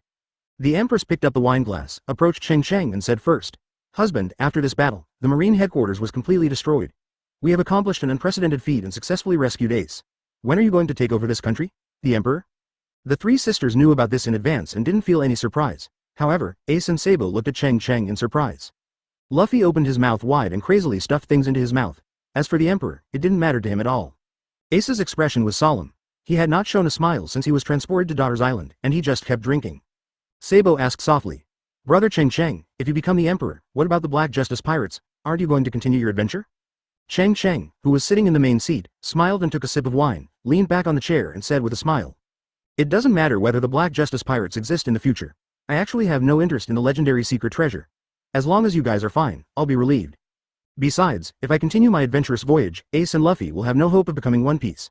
Now that I am better, I am still the 5th Emperor, which is enough for me." As soon as Luffy heard One Piece, he immediately became energetic. Before he finished eating the meat in his mouth, he mumbled vaguely, "I must become One Piece. Even if it's brother Cheng Cheng, I'm not afraid of you. We compete fairly." Ace used his 5 fingers to tighten his grip on the wineglass in his hand. Cheng Cheng ignored Luffy's words and looked at Hancock and continued, "As for becoming the Emperor of the Lily Kingdom, I have promised you before, and naturally I will not go back on it. After it has calmed down in a few days, and I can choose a sunny day, I can hold the abdication ceremony." The Empress was overjoyed. Her soft body leaned on Cheng Cheng's body, her face flushed. Advertisement Luffy laughed out loud at the look of the Empress, and mocked, "Sister-in-law, your drinking capacity is not good. You are not as good as me. We pirates all drink and eat meat. You got drunk so quickly, but you are not drunk at all. It fits your status as Shichibukai." The Empress gasped. Her body became weaker and weaker, like a pool of water melting in Cheng Cheng's arms. Her face became more and more rosy, and she said softly, "Where is the Shichibukai now? From now on, the 9 Snakes Pirates will be disbanded. Everyone will obey the command of my husband and merge into the Black Justice Pirates." The green-haired second sister was surprised and said, "Sister, have you really thought about it? It has not been easy for our 9 Snakes Pirates for so many years." With her body limp in Cheng Cheng's arms, the Empress shook her head gently. "No need. From now on, the entire Daughter's Island will obey your husband." Cheng Cheng smiled and said, "In that case, let's make an announcement tomorrow. Those who want to join the Black Justice Pirates will be merged into the 5th Division. You will still be the captain. Those who don't want to join can live a good life on the island. It will be fine. Fishing all over the place." The Empress hummed softly, her voice sweet and charming. Cheng Cheng raised his glass, patted Ace on the shoulder, and said with a smile, "If you keep acting like this, those who rescue you, including Whitebeard and the 5,000 elite members of the Revolutionary Army, will really die in vain." Ace took a sudden sip of wine, stood up and said firmly, "The Whitebeard Pirates will never die. As long as I am alive, the Whitebeard Pirates will never disappear." Sabo slammed the table and shouted, "Drink." The 4 brothers raised their glasses together and drank it all. After drinking, he seemed to feel that drinking here was a bit unsatisfying, so Sabo proposed to drink in a deserted place. So, on the sea not far from the shore on Daughter's Island, Cheng Cheng took out the Wanli sunshine from the space ring and landed it on the sea. Late at night, the sky is dark, starry, and the sea breeze blows gently. The 4 brothers drank happily on the deck without any scruples. Behind everyone are piles of wine bottles, like hills. In the end, everyone including Cheng Cheng fell drunk on the deck. Luffy held Ace's toes and put them in his mouth like drumsticks, beating him to death without letting go. Sabo lay on the ground with his butt raised high and twisting around. Cheng Cheng lay on Luffy's soft belly, opened his eyes drowsily, looked at the stars in the night sky, raised the corners of his mouth, and murmured to himself, "When you are drunk, you don't know that the sky is in the water, and the boat is full of clear dreams that overwhelm the stars." Chapter 243. It doesn't matter. The Lily Kingdom in Daughter Island was built in the largest mountain in the center of the island. The entire mountain was hollowed out, and the people here built a country in the heart of the mountain. The buildings inside have a very rich ancient Chinese style. This made Cheng Cheng extremely happy, and he finally felt a little more cordial. In order not to interfere with the normal life of the indigenous women of Daughter Island, the Black Justice Pirates re-established the town at the foot of the surrounding mountains, and also to protect the women inside when the enemy invaded in the future. The women of the Lily Kingdom know this very well. Most of the indigenous women will come to the foot of the mountain to help the Black Justice Pirates build a town, prepare meals, and do whatever work they can. During this construction process, Lao Sha and the Empress contributed the most. When Lao Sha was still in the Rainy Land, he had experience in repairing buildings. Now that he is here, he can figure it out just by looking at the drawings. With a wave of your hand, you can build a tall sand wall in less than 10 minutes. Then the Empress used her own ability to turn the sand wall into stone. the two of them cooperated perfectly and seamlessly. If Mr. 3 hadn't died in the war on top, his wax fruit could have been used to build a house, but it's a pity that now only Lao Sha can work alone. As for other people, they were also busy cutting down the wood needed to build houses and clearing obstacles on the road. At the beginning, there would be wild beasts from the forest coming here to cause trouble, but without exception, they were all caught and served as appetizers for the evening banquet. Later, it gradually became the case that these beasts would run away as soon as they saw people in the forest, no matter who they were. 3 days later, the prototype of the outlying town has emerged, and everyone is working hard to build houses. Lao Sha, one of the original Shichibukai, now takes off his robe, wears a straw hat, a white vest, and a cigar in his mouth on the construction site, looking like a foreman. Especially those in the second team, they all work extremely hard. Everyone is designing their own hut, and they are obsessed with it. They are no longer like the big pirates who stirred up the storm on the sea. In the past few days, there has been an old man who was keen on fishing on the shore. He went fishing with a fish tank in the morning and did not come back until evening. However, this old man fell asleep while fishing most of the time. Several times the old man was hooked and pulled out of the sea by the Poseidon, but the final result was that the old man easily killed the Poseidon and threw the body ashore. Every time he returned to the town, the old man would brag that he had caught it while fishing and would distribute the Poseidons to others to use as appetizers at banquets. Advertisement later, after everyone inquired, they found out that this old man who was passionate about fishing and smiling all day long was called Garp, and he was the emperor's grandfather. This morning, the breeze was gentle, blowing the branches and leaves on the roadside, and the air was filled with fresh air. Walking through the dense forest, you can occasionally hear the roar of ferocious beasts, resounding through the forest. Ace put away his smile and said solemnly, "Grandpa Garp, brother Cheng Cheng, I have to become stronger. I was caught by Marine because of my arrogance before. If I had listened to brother Cheng Cheng's advice, enough. Grandpa Garp, you can't fish like this. There's no reason to doze off as soon as you sit down. If that's the case, you'll come back empty-handed today." Luffy also interjected. "Yeah, I heard Margaret say it too, and she actually asked me if I wanted to save you. Ha ha ha ha." I almost laughed to death. At this time, a burst of soft footsteps came from behind, and a teasing laughter interrupted the old man's dream. Ace and Sabo, who were standing next to them, also laughed. How could their grandfather be afraid of those Poseidons? All Poseidons should be afraid of their grandfather. Luffy is an uncertain person. He squirmed his butt back and forth as soon as he sat down for a while, pouted and said dissatisfiedly, "Brother Cheng Cheng, I want to learn this breathing too. I want to learn it too." The old man said it was fishing, but in fact he spent most of the time staring at his grandson's pirate ship. Luffy looked forward to it, threw his fishing rod and ran over and asked, "What, can you become stronger?" The Wanli Sunshine was suspended on the sea 50 meters away, as quiet as a sleeping little sheep. After saying that, the four of them laughed at the same time. As for the rest, haha, it doesn't matter. Cheng Cheng smiled mysteriously and said, "It's very simple. When you attack in the future, don't call rubber. Instead, call Mechanica." Luffy looked confused and pouted, his face full of disbelief. Cheng Cheng, who was immersed in the quiet atmosphere of fishing, looked at the sea in the distance and said softly, "What you want to do is not to learn other things, but to practice domineering and develop your rubber fruit ability to the extreme." As soon as the old man sat down, his upper eyelids and lower eyelids started fighting. His body was swaying and he was about to close his eyes and fall asleep. Ace and Sabo nodded at the same time, took a deep breath, and water and fire wrapped around them at the same time. Advertisement Cheng Cheng ignored Garp's gaze, smiled and concentrated on fishing. Garp, who was sitting in the middle, turned his head to look to the left, then to the right, raised the corners of his mouth, and laughed for no reason. Garp pouted and said disdainfully, "You are too stupid. Why did Cheng Cheng escape? Why couldn't you escape?" Then the four brothers also threw their fishing rods and sat on both sides of Garp to start fishing. Cheng Cheng and Ace sat on the left side of Garp, and Sabo and Luffy sat on the right side of Garp. Garp snorted coldly, "Grandpa, I was fishing like this a few days ago, didn't I still catch it?" "Probably, I made the right choice once." Cheng Cheng smiled and patted Ace's shoulder, "It's all over now. Who made us brothers? You, Luffy, and Sabo. We four brothers must continue to become stronger." Garp walked leisurely in the forest alone again. After arriving at the shore in a familiar way, he sat on a small bench. With a flick of the fishing rod, the fishing line fell into the sea more than 10 meters away. Luffy looked aggrieved and said, "No, my current strength is too weak, I also want to become stronger." Speaking of this, Li Cheng paused for a moment and smiled, "Brother, I'll give you a suggestion. You can become stronger easily." After Garp heard the word, Nika, he was shocked and took a deep look at Cheng Cheng. In the distance, the sea is endless, with a line between sea and sky. Under the rising warm sun, the water surface is sparkling, and a sea breeze drifts by, ruffling the entire sea. And Sabo, you too, don't underestimate water breathing. This breathing method is much more powerful than you think. Garp instantly blushed and became angry. He picked up 2 rocks and threw them at Luffy and Cheng Cheng. Cheng Cheng tilted his head and immediately avoided it with his aura of knowledge. Luffy screamed and fainted on the ground, his head instantly swollen into a big lump. As long as everyone is alive, it's good.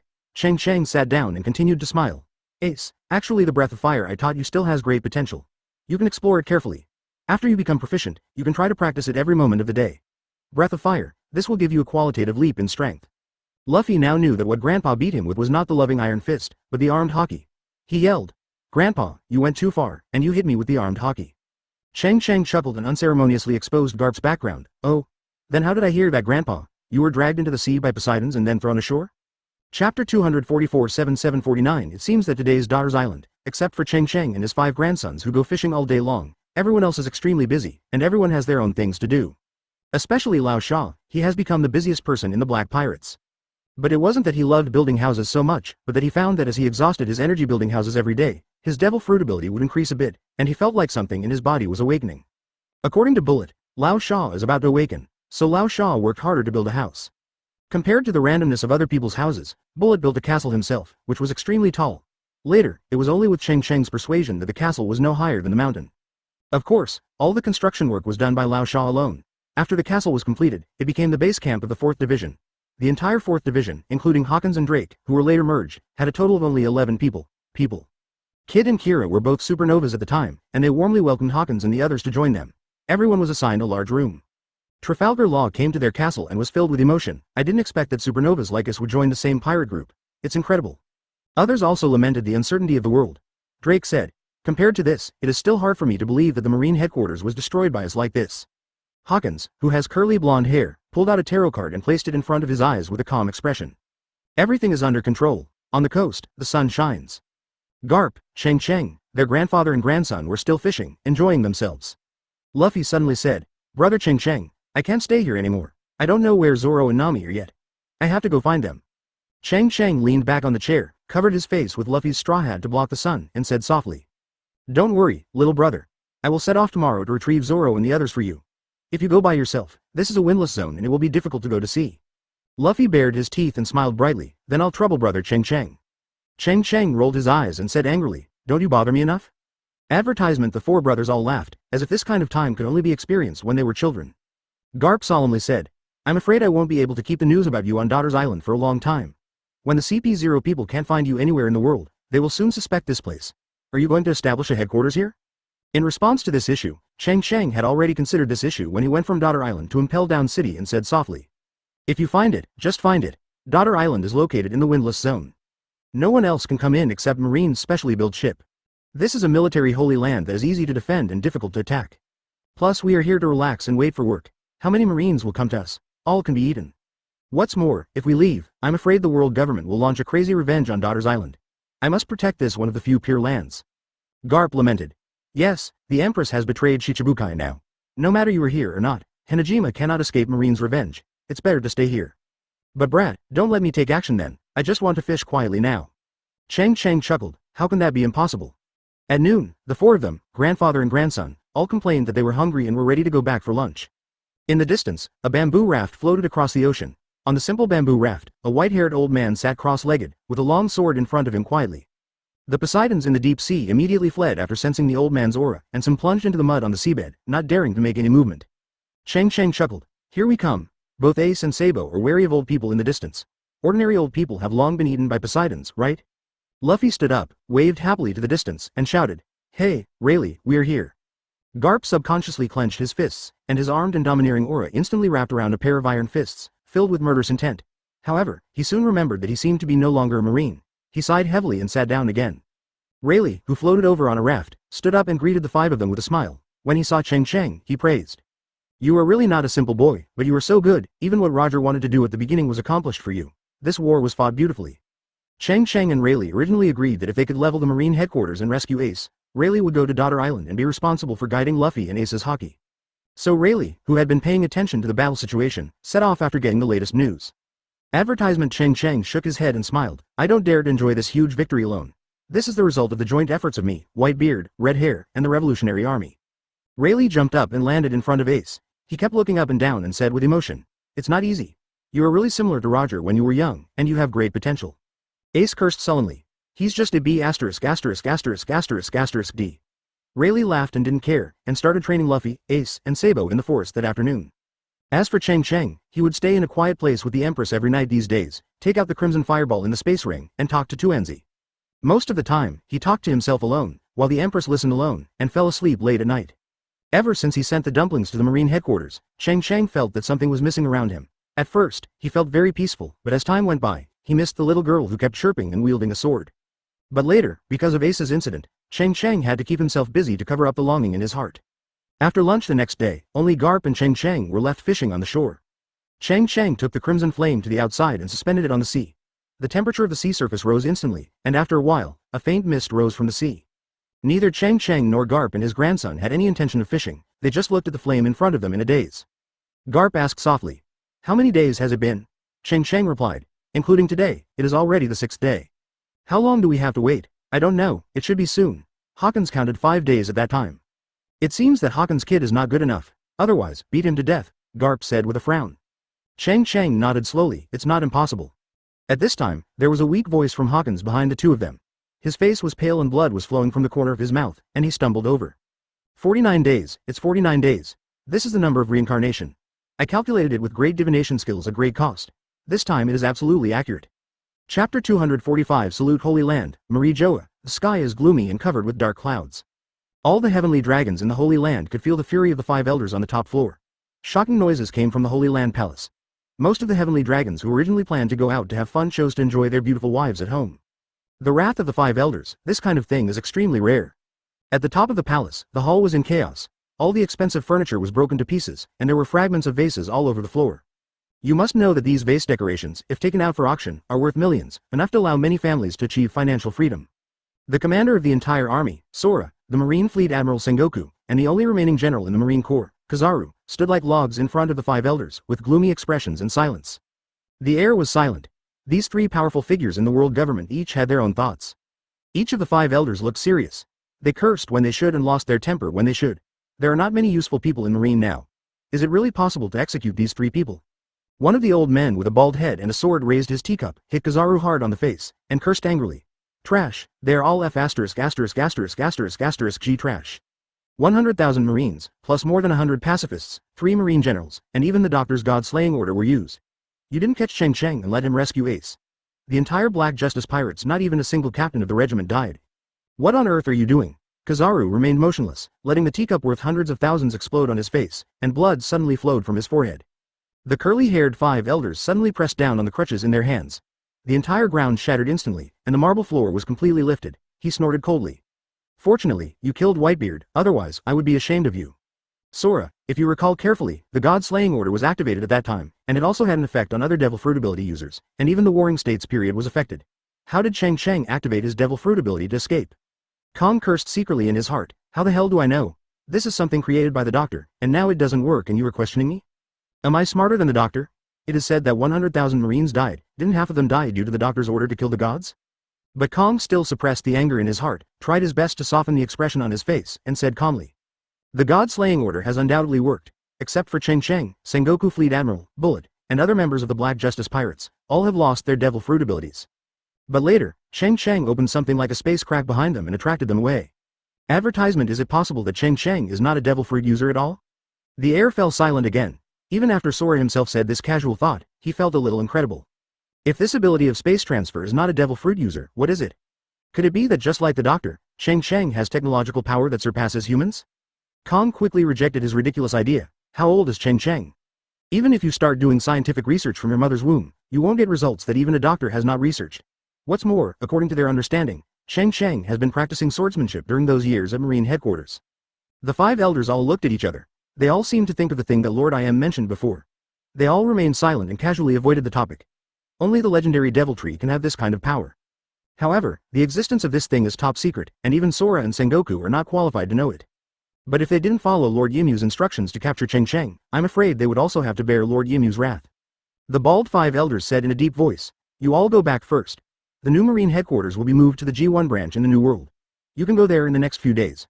By the way, Warring States, you should also keep an eye on the recent recruitment of soldiers in the world. Now that the Marine force has suffered serious losses, it is time to add new blood."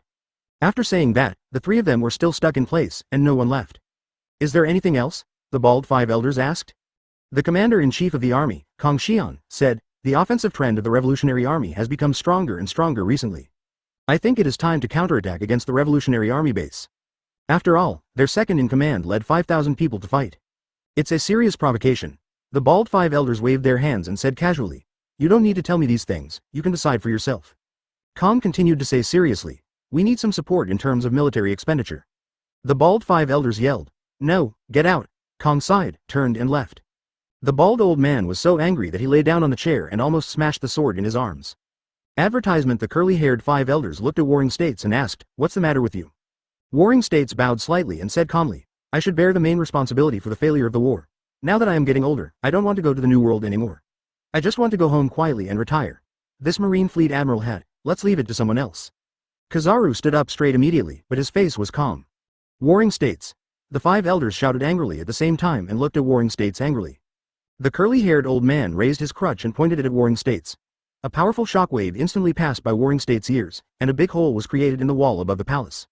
The shockwave shot straight into the sky, and its power was a bit more domineering than Cheng Cheng's turtle-style Qigong wave.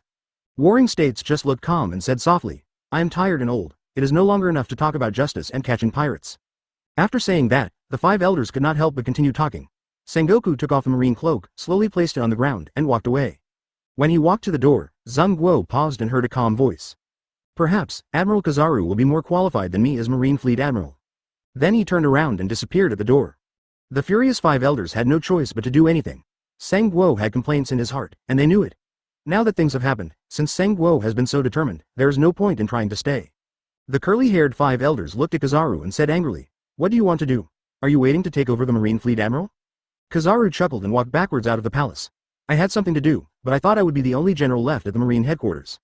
I get 1 salary but do the work of 3 generals. Now that I think about it, those who are capable should work harder. Now that Marine is in crisis, how can we care too much about personal gains and losses? The curly-haired 5 elders looked at each other and the other 4 people nodded helplessly and finally sighed. Forget it. Sengoku's resignation is a certainty. Now you are the only one to serve as Marine Fleet Admiral. Go to New World. The formal appointment letter will be sent to the headquarters in a few days.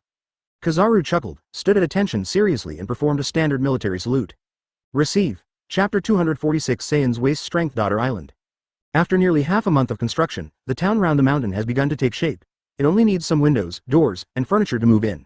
The entire layout of Daughter Island has completely changed. Originally there were only towns where people could live in the mountains, but now there is a circle of towns around the mountains. Everyone usually gets along harmoniously. Even the big pirates of the 4th team did not do anything extraordinary under Cheng Cheng's tough tactics, things.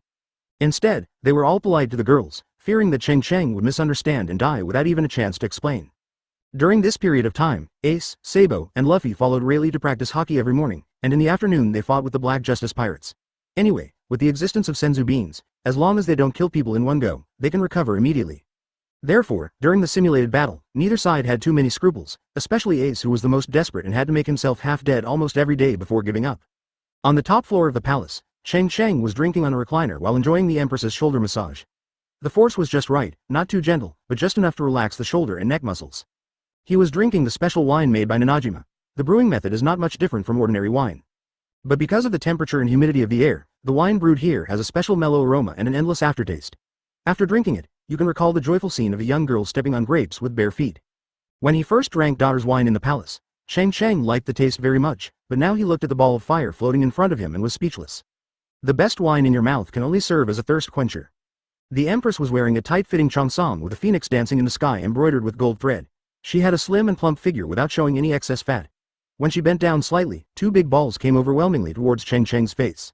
It's like 2 Mount Tais pressing on the top, there is no way to avoid it. Cheng Cheng felt like he was suffocating, so he turned his head forcibly to get some fresh air. Don't do this in broad daylight.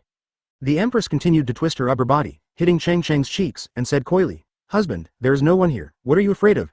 You agreed to become a concubine and become the Emperor of the Lily Kingdom. When will we hold the ceremony? Cheng Cheng pulled the head out with difficulty, took a deep breath, and said with a helpless smile, Wait a minute for Tuanzi, she likes the excitement the most. If you don't wait for her in such a scene, she will not only bear a grudge against you because of her petty mind, but also he will also hate me. But when the time comes, I'm afraid this girl will have to cry and demand that she be made a princess. The Empress stood up straight, stopped attacking Cheng Cheng, and sighed. Why is Tuanzi so sensible? Damn it. God, it's so unfair. Advertisement. Cheng Cheng stood up, stretched out, and drank the daughter's wine in his glass. I'm going to leave too. If I don't go and bring Zoro and the others back, Luffy will be in a hurry. The Empress crossed her hands together, twisted her body, her cheeks were rosy, her eyes were watery, and she begged, Husband, do it again. Perona snorted coldly, if I hadn't bandaged you, you would have died long ago, do you understand? Perona waved her hands at the same time, and dozens of ghost clones passed through Zoro's body at the same time, and shouted, Be honest. Kragana Island, ruins of the kingdom of Siskil. In an old castle, the lights flickered. After finishing speaking, Zoro walked out of the castle with his sword in hand. Where is my sword? The furious Zoro immediately became quiet, dejected and full of negativity. When Cheng Cheng teleported to the sky above Raikon Island, he happened to find Zoro fighting with a group of giant baboons. He saw that Zoro's life was not in danger, and he was hovering in the sky watching the show. He subconsciously touched the waist behind him and found nothing but thick bandages. Then he asked angrily. Perona, who was wearing twin ponytails, was sitting on the ground sweating profusely. Her pink twintails were hanging casually on the ground. She looked at the green-haired swordsman in front of her angrily and said. With that said, Zoro lowered his head and began to rummage in the small pocket of his belt. After a while, he found the last fairy bean. He breathed a sigh of relief and relaxed. Night falls and the bright moon hangs high. After Zoro took the sword, he cut off all the hundreds of bandages wrapped around his body, leaving only a small circle of bandages on his body. Perona floated in the air behind Zoro, following closely behind him. You, what on earth did you eat just now, and why did you feel better so quickly? Then Zoro, who was as big as a dumpling, was about to leave the castle regardless of where he was. His friends didn't know where they were yet. He had to leave here. He absolutely couldn't waste time in this ghost place. Advertisement Perona had no choice but to return the hidden sword to Zoro, but she held a small umbrella and floated in the air to distance herself from Zoro so that Zoro would not be able to kill her with one sword. Later, the two of them walked farther and farther into the forest and were surrounded by a group of large baboons holding swords. Without saying a word, they slashed at Zoro's head and face. There are ruins everywhere here. Just looking at the remaining buildings, you can vaguely guess the prosperity of the kingdom of Siskil at that time. Zoro said casually. Those are fairy beans. Brother Cheng Cheng gave them to me, but I only had one left and I ate them. Otherwise, I could give you one. Next, it was Perona's turn to be shocked. She watched with dumbfounded eyes as Zoro's wounds healed rapidly. When Zoro walked to the door, the wounds were almost healed. Except for his mental condition, his body was no different from that of a normal person. He clenched his fists, and instantly wisps of golden lightning appeared around him. His hair stood upside down and turned from white to golden. He opened his mouth and pounced like a wolf, like a tiger. He was the first to use the black tiger move to dig out the heart. Zoro opened his eyes drowsily and saw that he was wrapped into a big dumpling, and his whole body was several times fatter. He immediately said angrily, "What are you going to do? Release me quickly." Zoro put his hands on the ground, lowered his head and said, "Please, give me the sword. You are my savior. I am definitely not hurting you, but I can't stay here. My friends are still waiting for me." The two of them wandered around the island aimlessly. Zoro wanted to go to the beach to find a boat, but he couldn't get out anyway. "It took a lot of effort to bandage your whole body. Don't let me die like this, otherwise, wouldn't my work have been in vain? It's just that now all the prosperity has disappeared, things have changed and people have changed. This will only affect the speed of my sword." Perona cursed in the air. "You don't want your life? Are you in such a hurry to reincarnate? Do you know how long I bandaged you?" He opened his mouth and threw the fairy beans into his mouth. Cheng Cheng rubbed his exhausted waist, feeling a little uncomfortable in his heart. A man can't say he can't do it. Then do it again. The ruins are surrounded by twisted woods. Under the illumination of the moonlight, the layers of fog in the forest look even more eerie. Chapter 247 Night Battle. Zoro, who was full of physical strength, used sword skills one after another. The sword energy rolled and destroyed large trees. With the blessing of the breath of water, the power of his sword skills was even more powerful. After a while, he knocked down the baboon that besieged him, lying on the ground and letting out a series of whines. Cheng Cheng marveled in admiration from a high place. He was worthy of being so great. However, because there were too many baboons, Zoro was already exhausted and panting heavily after continuously releasing his sword skills. Zoro just wanted to sit down and rest to regain his strength. Suddenly he heard Perona's scream, "Watch your back." Zoro felt the strong killing intent behind him, and immediately flashed forward a few meters away. The stone behind him exploded instantly, leaving a deep crack on the ground, and then a long knife whizzed towards Zoro. Zoro looked up and saw that it was a large baboon that was more than 10 meters tall. It was bigger than the other baboons he had just defeated. He was like the king of baboons. The baboon king was wearing golden armor and holding long knives in both hands. Each knife was more than 10 meters long. He looked down at the wailing brothers lying on the ground around him. He opened his mouth and roared, the forest shook, and countless beasts fled in all directions. Zoro was holding two knives and holding a piece of autumn water in his mouth, with a solemn expression. The aura exuded by this baboon king was extremely powerful, like a devil coming to the world. Standing in front of it, he felt a deep sense of powerlessness. The feeling of oppression was the same as when I fought against Big Bear, one of the Shichibukai. Zoro gritted his teeth, thinking that Luffy was still waiting for him. His aura surged, his sword intent soared to the sky. He bent down slightly, with two swords standing on both sides like horns, and whispered. "Breath of water, 3 blades styled Yuki Yonclaw." The whole person rushed towards the baboon king like lightning. You could faintly see a huge horn hitting the baboon king, tearing the air and sending out bursts of sonic booms. The baboon king seemed to snort and looked at Zoro with disdain. He raised his two knives and struck at Zoro at the same time. The two knives cut through the air and caused a strong airflow. There was light surging on the blade. Under the illumination of Kazuki, it was cold, like water. Advertisement boom. The two knives suddenly hit Zoro's three knives, directly smashing Zoro deep into the ground. The gravel rolled and dust flew up. After the Baboon King struck out with his double swords, he did not intend to stop and continued to raise his double swords high to give Zoro the final blow. Why, I can't even defeat a beast. How can I help Luffy become One Piece in the future? I'm still too weak. Zoro looked at the huge Baboon King with cold eyes. His heart was filled with despair. At this moment, he had no time to escape.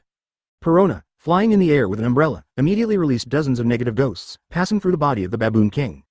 The Baboon King dropped his swords to the ground, propped up the ground with his two palms, and knelt on the ground. His expression instantly became negative.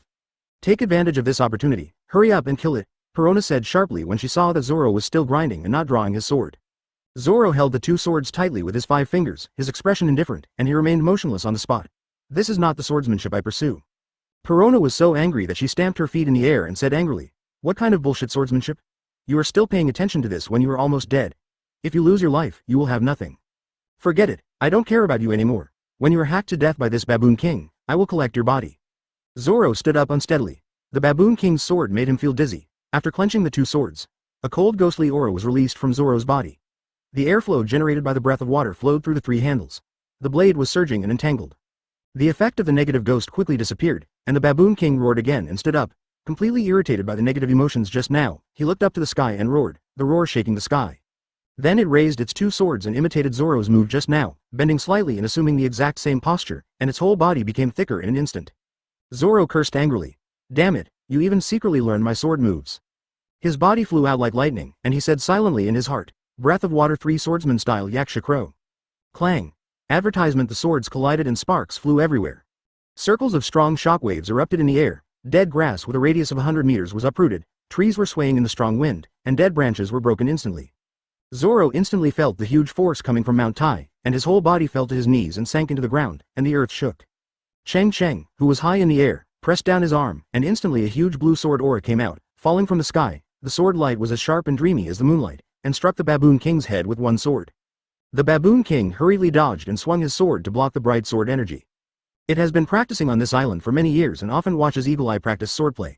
It is naturally sensitive to this powerful aura and subconsciously thinks that Eagle Eye has returned. But when it turned around, it saw a strange young man with white hair and a sword on his back. Zoro stood up with difficulty. After seeing this familiar figure, he said in surprise, "Brother Cheng Cheng, why are you here? Is Luffy okay? How are the others?" Cheng Cheng fell to the ground and did not answer Zoro's series of questions. Instead, he said with a smile, "The future world's greatest swordsman was beaten to his knees by a baboon. This won't work." Zoro looked gloomy and said silently, "Yes, my current strength is indeed too weak. The world's greatest swordsman is just a joke. Brother Cheng Cheng alone is a big mountain standing in front of me." After saying that, Cheng Cheng handed a fairy bean to Zoro. "Come with me. You don't need to compare with me. I'm different from you. Now the war on top is over. Ace has been rescued by us. Luffy is safe too. I'm thinking of taking you all back and training together for 2 years. It won't be too late to go to sea when you are stronger. By then, the sky will be brighter and you can go wherever you want."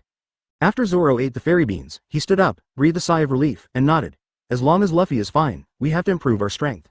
With our current strength, I'm afraid we'll all be dead within a few days of arriving in the new world. It's necessary to spend 2 years practicing to improve. I still understand the principle of sharpening your sword and chopping firewood." Cheng Cheng turned around and saw the Baboon King holding 2 swords with no intention of leaving. He frowned and an invisible conqueror spread out like a tide. The Baboon King, who was still hesitating about how to kill the 2 men, ran away without any hesitation and disappeared into the dark forest in the blink of an eye. Perona, floating in the sky with an umbrella, swayed and fell to the ground. She looked at Cheng Cheng nervously and asked, "Conquerors domineering, you, who are you?" Chapter 248 Zhenhai and Night. "My name is Cheng Cheng. I am the captain of the Black Justice Pirates."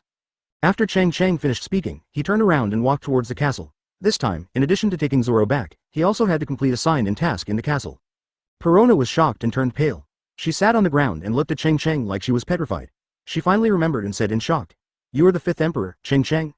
After Zoro recovered, he followed Cheng Cheng without saying a word and also walked towards the castle. Perona quickly got up and followed him. She didn't dare to stay alone in the dark forest any longer. If the Baboon King came back later, she wouldn't be able to defeat him.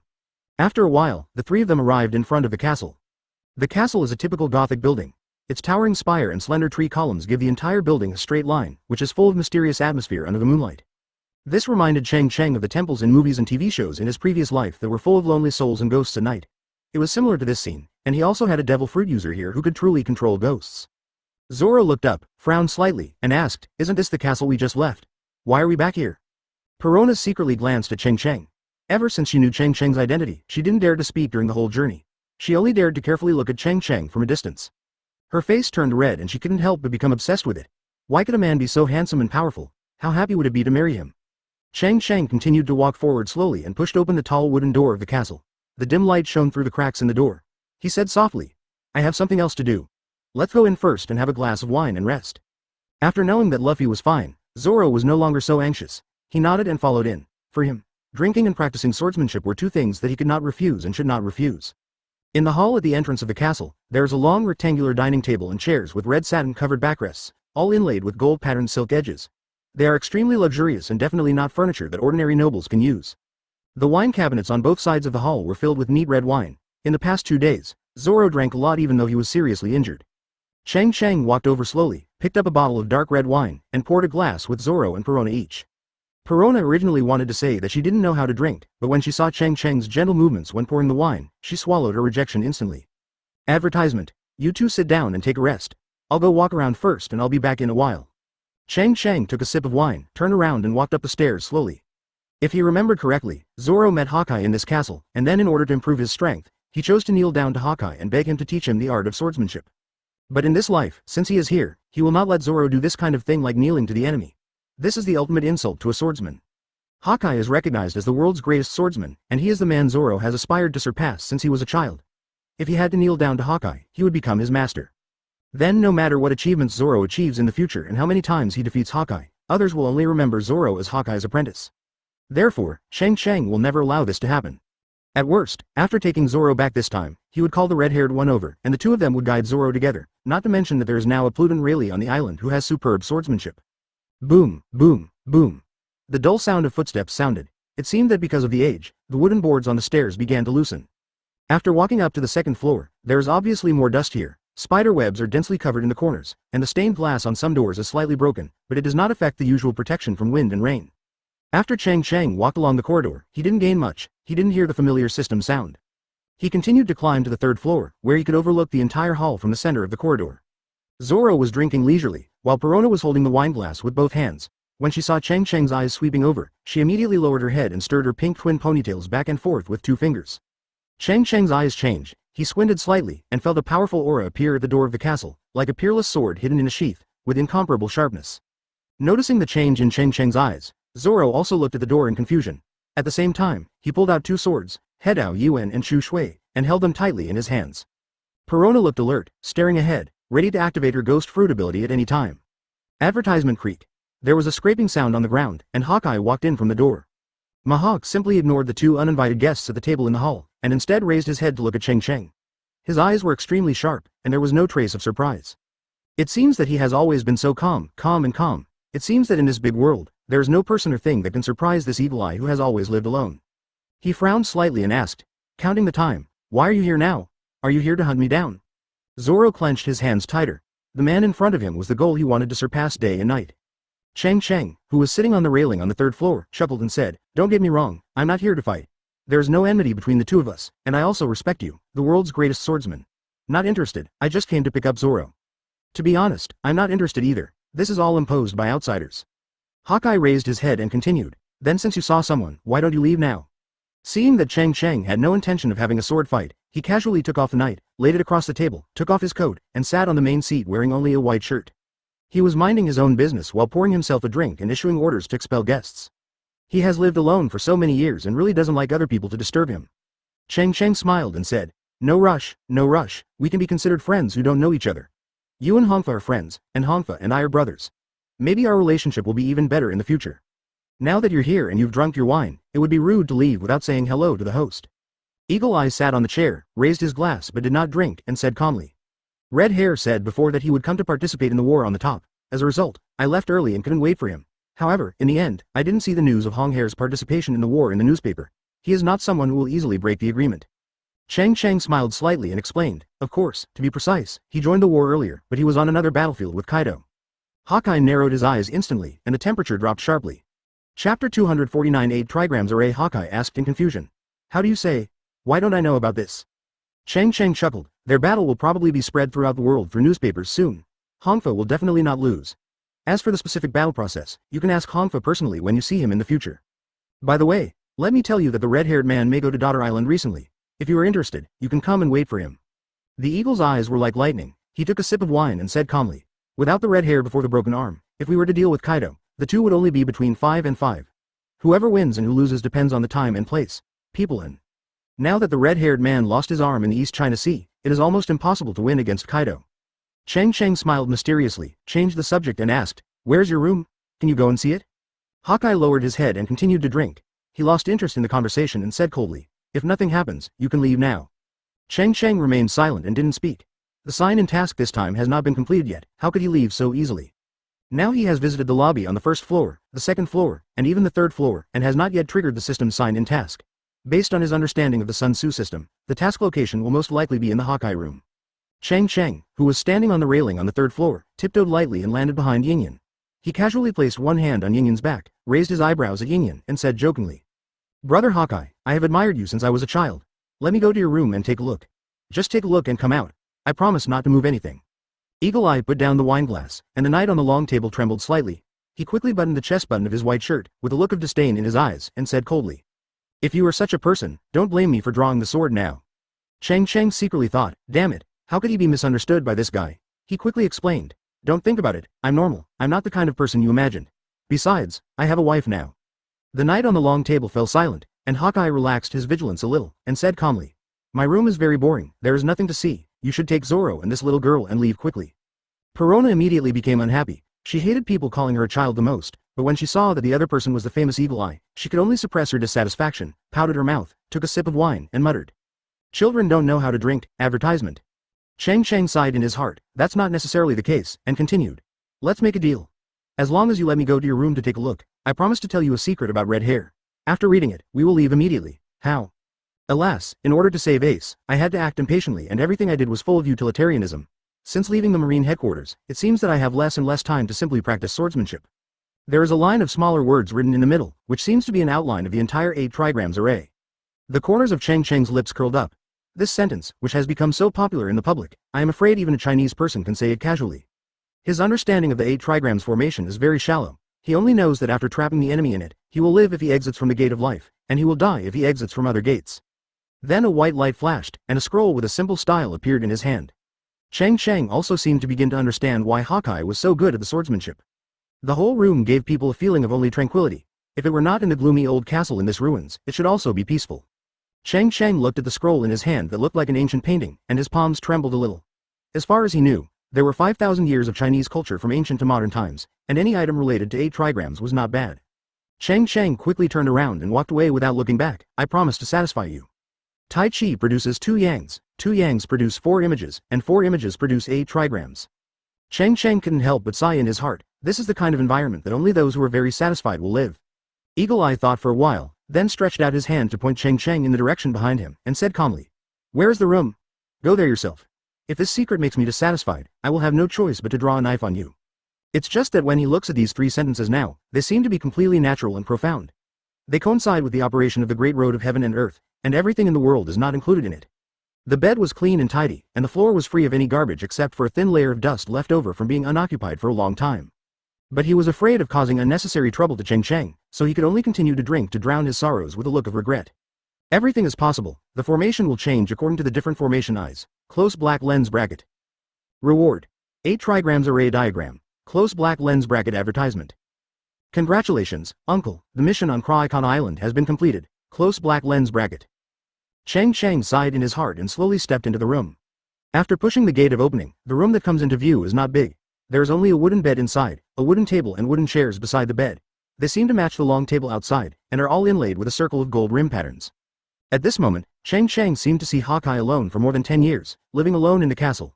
The only ones accompanying him were the baboons wandering outside the castle, and the coldest and strongest black knife Yi. He immediately opened this very heavy scroll with both hands, and weighed it as it didn't look like ordinary paper, but rather like the fur of some kind of animal, full of ancient charm. After Cheng Cheng put away the 8 trigrams array, he asked softly in his mind. Their own spiritual realm has been perfected. Cheng Cheng slowly stepped forward and pushed open the door, holding the metal door handle. A cold feeling spread throughout his body, and a strange cold wind blew in his face, making him shiver. What can be used as a formation eye? Cheng Cheng asked with a frown. It seems that he has to collect some powerful items. Now he is ready to build Daughter Island into an indestructible base. with the 8 trigrams array in hand, he will be more confident. From a psychological perspective, the more advanced a person's inner state is, the less dependent he will be on all external items, because this kind of person no longer needs external items to please himself. Zoro, who had already finished 2 bottles of wine while sitting on the chair, actually wanted to take a look inside and see what the room of the world's greatest swordsman looked like. After just staring for less than a minute, Cheng Cheng felt that his head was going to explode and he quickly closed the scroll again. There was nothing on the table. The whole room was just a wooden bed, a wooden table, a wooden chair, and nothing else. System. How do you use this thing? There is no manual or anything like that. Uncle, the 8 trigrams array has endless variations. When using it, you must first collect 8 items and place them in 8 different directions as the eyes of the array. Then the array can be activated. Close black lens bracket. Cheng Cheng chuckled, which was a bit interesting. Opening the scroll, there is only a Tai Chi 8 trigrams picture in the middle, which is completely natural. The 8 directions around the Tai Chi picture are written in 8 simple small seal characters. Hu, life, Shang, Du, Jing, death, Jing and Kai respectively. Chapter 250 Visalia Island. Afterwards, Cheng Cheng summoned the somersault cloud and asked Zoro to take the somersault cloud to the daughter island. Otherwise, it would be difficult for ordinary ships to approach the daughter island in the windless zone. In addition to rowing your own boat, the most important thing is to deal with the countless Poseidon species entrenched on the seabed. Even if Cheng Cheng himself can deal with a dozen Poseidons, if there are hundreds or thousands of them, he will be dragged to death by those huge Poseidons sooner or later. When Perona heard that she was going to the mysterious place called Daughter's Island, she happily asked to go with her. Compared with the beautiful mountains and clear waters and fresh air described by Cheng Cheng, it was much better than this ghostly place. In this ghost place, I am afraid that only the non-human eagle eye can survive with peace of mind. After Cheng Cheng watched Zoro and the others leave, he told Hawkeye about the time when the red hair would go to Daughter's Island. Finally, he told Hawkeye that the red-haired man had regained his arm. Even a calm and collected person like Hawkeye opened his mouth wide and did not close it for a while. However, he thought that Cheng Cheng was a man who was good at creating miracles. After being slightly shocked, he felt relieved. Then Cheng Cheng started the system teleportation and came to Visalia Island. This small sky island is a country that studies meteorology. The entire island is composed of most clouds and a small part of land. Even the bed is made of clouds. When Cheng Cheng saw this island for the first time, he was deeply attracted by the scenery here. It would be nice to live in the sky. It would be safer if the entire daughter island could be turned into an empty island. After all, according to his understanding, in this world, Marine's anti-air strike capability is very weak and it basically relies on artillery attacks. If it rises to a certain height, those shells will be almost useless. After Cheng Cheng landed on the ground, he looked around and felt only one thing, that of purity. The grass on the ground is long, the birds are singing and the flowers are fragrant, and it is spotless. The stone road looks like it has just been washed by the spring drizzle. No, he was planting weather balloons in the field just now. He heard a loud bang and saw smoke coming out of his house. Then he hurried back home. Advertisement. At this moment, a short old man came forward. His beard and hair were all white, and his hair was around his waist.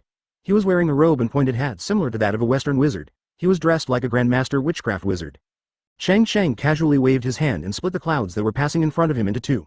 The faint water vapor immediately soaked every pore on his arms. Cheng Cheng sighed with emotion. It's like a place where gods live. People who can live here must be carefree. Cheng Cheng felt helpless. Nami, what evil have you done?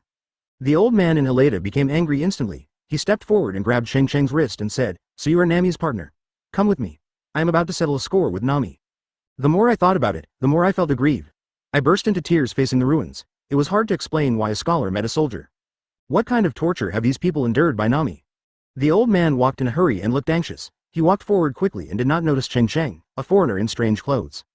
The old man Harada snorted coldly. His fishtail-shaped beard was blown up and fluttered in the wind, and he said angrily, "It's just a trivial thing to hurt me. My house was blown up just now."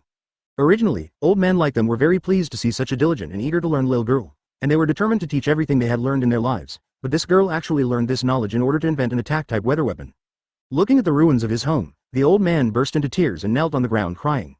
He was the one who rescued Nami a few days ago. After Nami woke up and quickly recovered, she robbed and stole the house of old guys like them, and secretly drove a balloon boat to escape. Cheng Cheng could only say softly, "Go slowly, it's a small matter if your house explodes, but don't be tired, it's a big deal. As for the house issue, don't worry, I will pay you double the amount of compensation." As he spoke, Cheng Cheng put his hands on his chest and made an easy-to-understand gesture. Cheng Cheng shook his head and sighed, and then he carried the old man on his back like a gust of wind, scattering the floating clouds on the road, and soon came to a ruins with black smoke. Advertisement. If Nami didn't know how to drive a balloon boat, she, a thief, would have succeeded. When they got angry, they would put Nami in solitary confinement. Occasionally, there will be some open spaces on the grass, which are also filled with bubbles that can change the climate. Old Ha, stop crying, be careful if that girl hears you, she is very scary. The old man Harada felt his eyes blurred, and the scenery on both sides quickly retreated, and he arrived in front of his house in the blink of an eye. The other elderly people who were watching did not understand how Harada appeared, and they all came forward to comfort him, but they all succumbed to Nami's power and did not even dare to say a harsh word. They are all kind and friendly people, how could they agree to such a thing as Nami, but they can't bear it. Nami uses a honey trap and threatens Zeus with thunder and lightning. But later, a cloud claiming to be Zeus flew over and rescued Nami. The old man's name was Haleda, and he was a well-known meteorologist here. He didn't need to look at Cheng Cheng's gestures to know Nami's name instantly. It was he who saved Nami, a foreign girl, some time ago. As far as the eye can see, there is only the green grass and the pure white clouds. After that, Nami didn't know what news he saw, but instead of leaving, he stayed here all day to learn weather knowledge from meteorologists like them. Floating around are clouds as white as cotton candy, floating slowly. Old Harada was furious. Is it a matter of money? I have devoted my whole life to it. As long as the information is okay, I will thank you. Old man, please forgive me. Didn't my house explode yesterday? And it was burned down by a big fire. There's nothing left. Your house is fine. Maybe you can find some useful things. He took a deep breath, and the clear air relaxed his whole body. With the old man's rich experience and his lightning-like speed just now, he naturally knew that this young man was not someone he could afford. Cheng Cheng smiled helplessly, let the old man hold his hand and walked forward, smiling bitterly. Old man, what did Nami do to you? Did she hurt you? Cheng Cheng took a step forward, stopped in front of the old man, and said with a smile. Grandpa, let me ask you about someone. Do you know Nami? She is a very big girl with orange hair and a bad temper.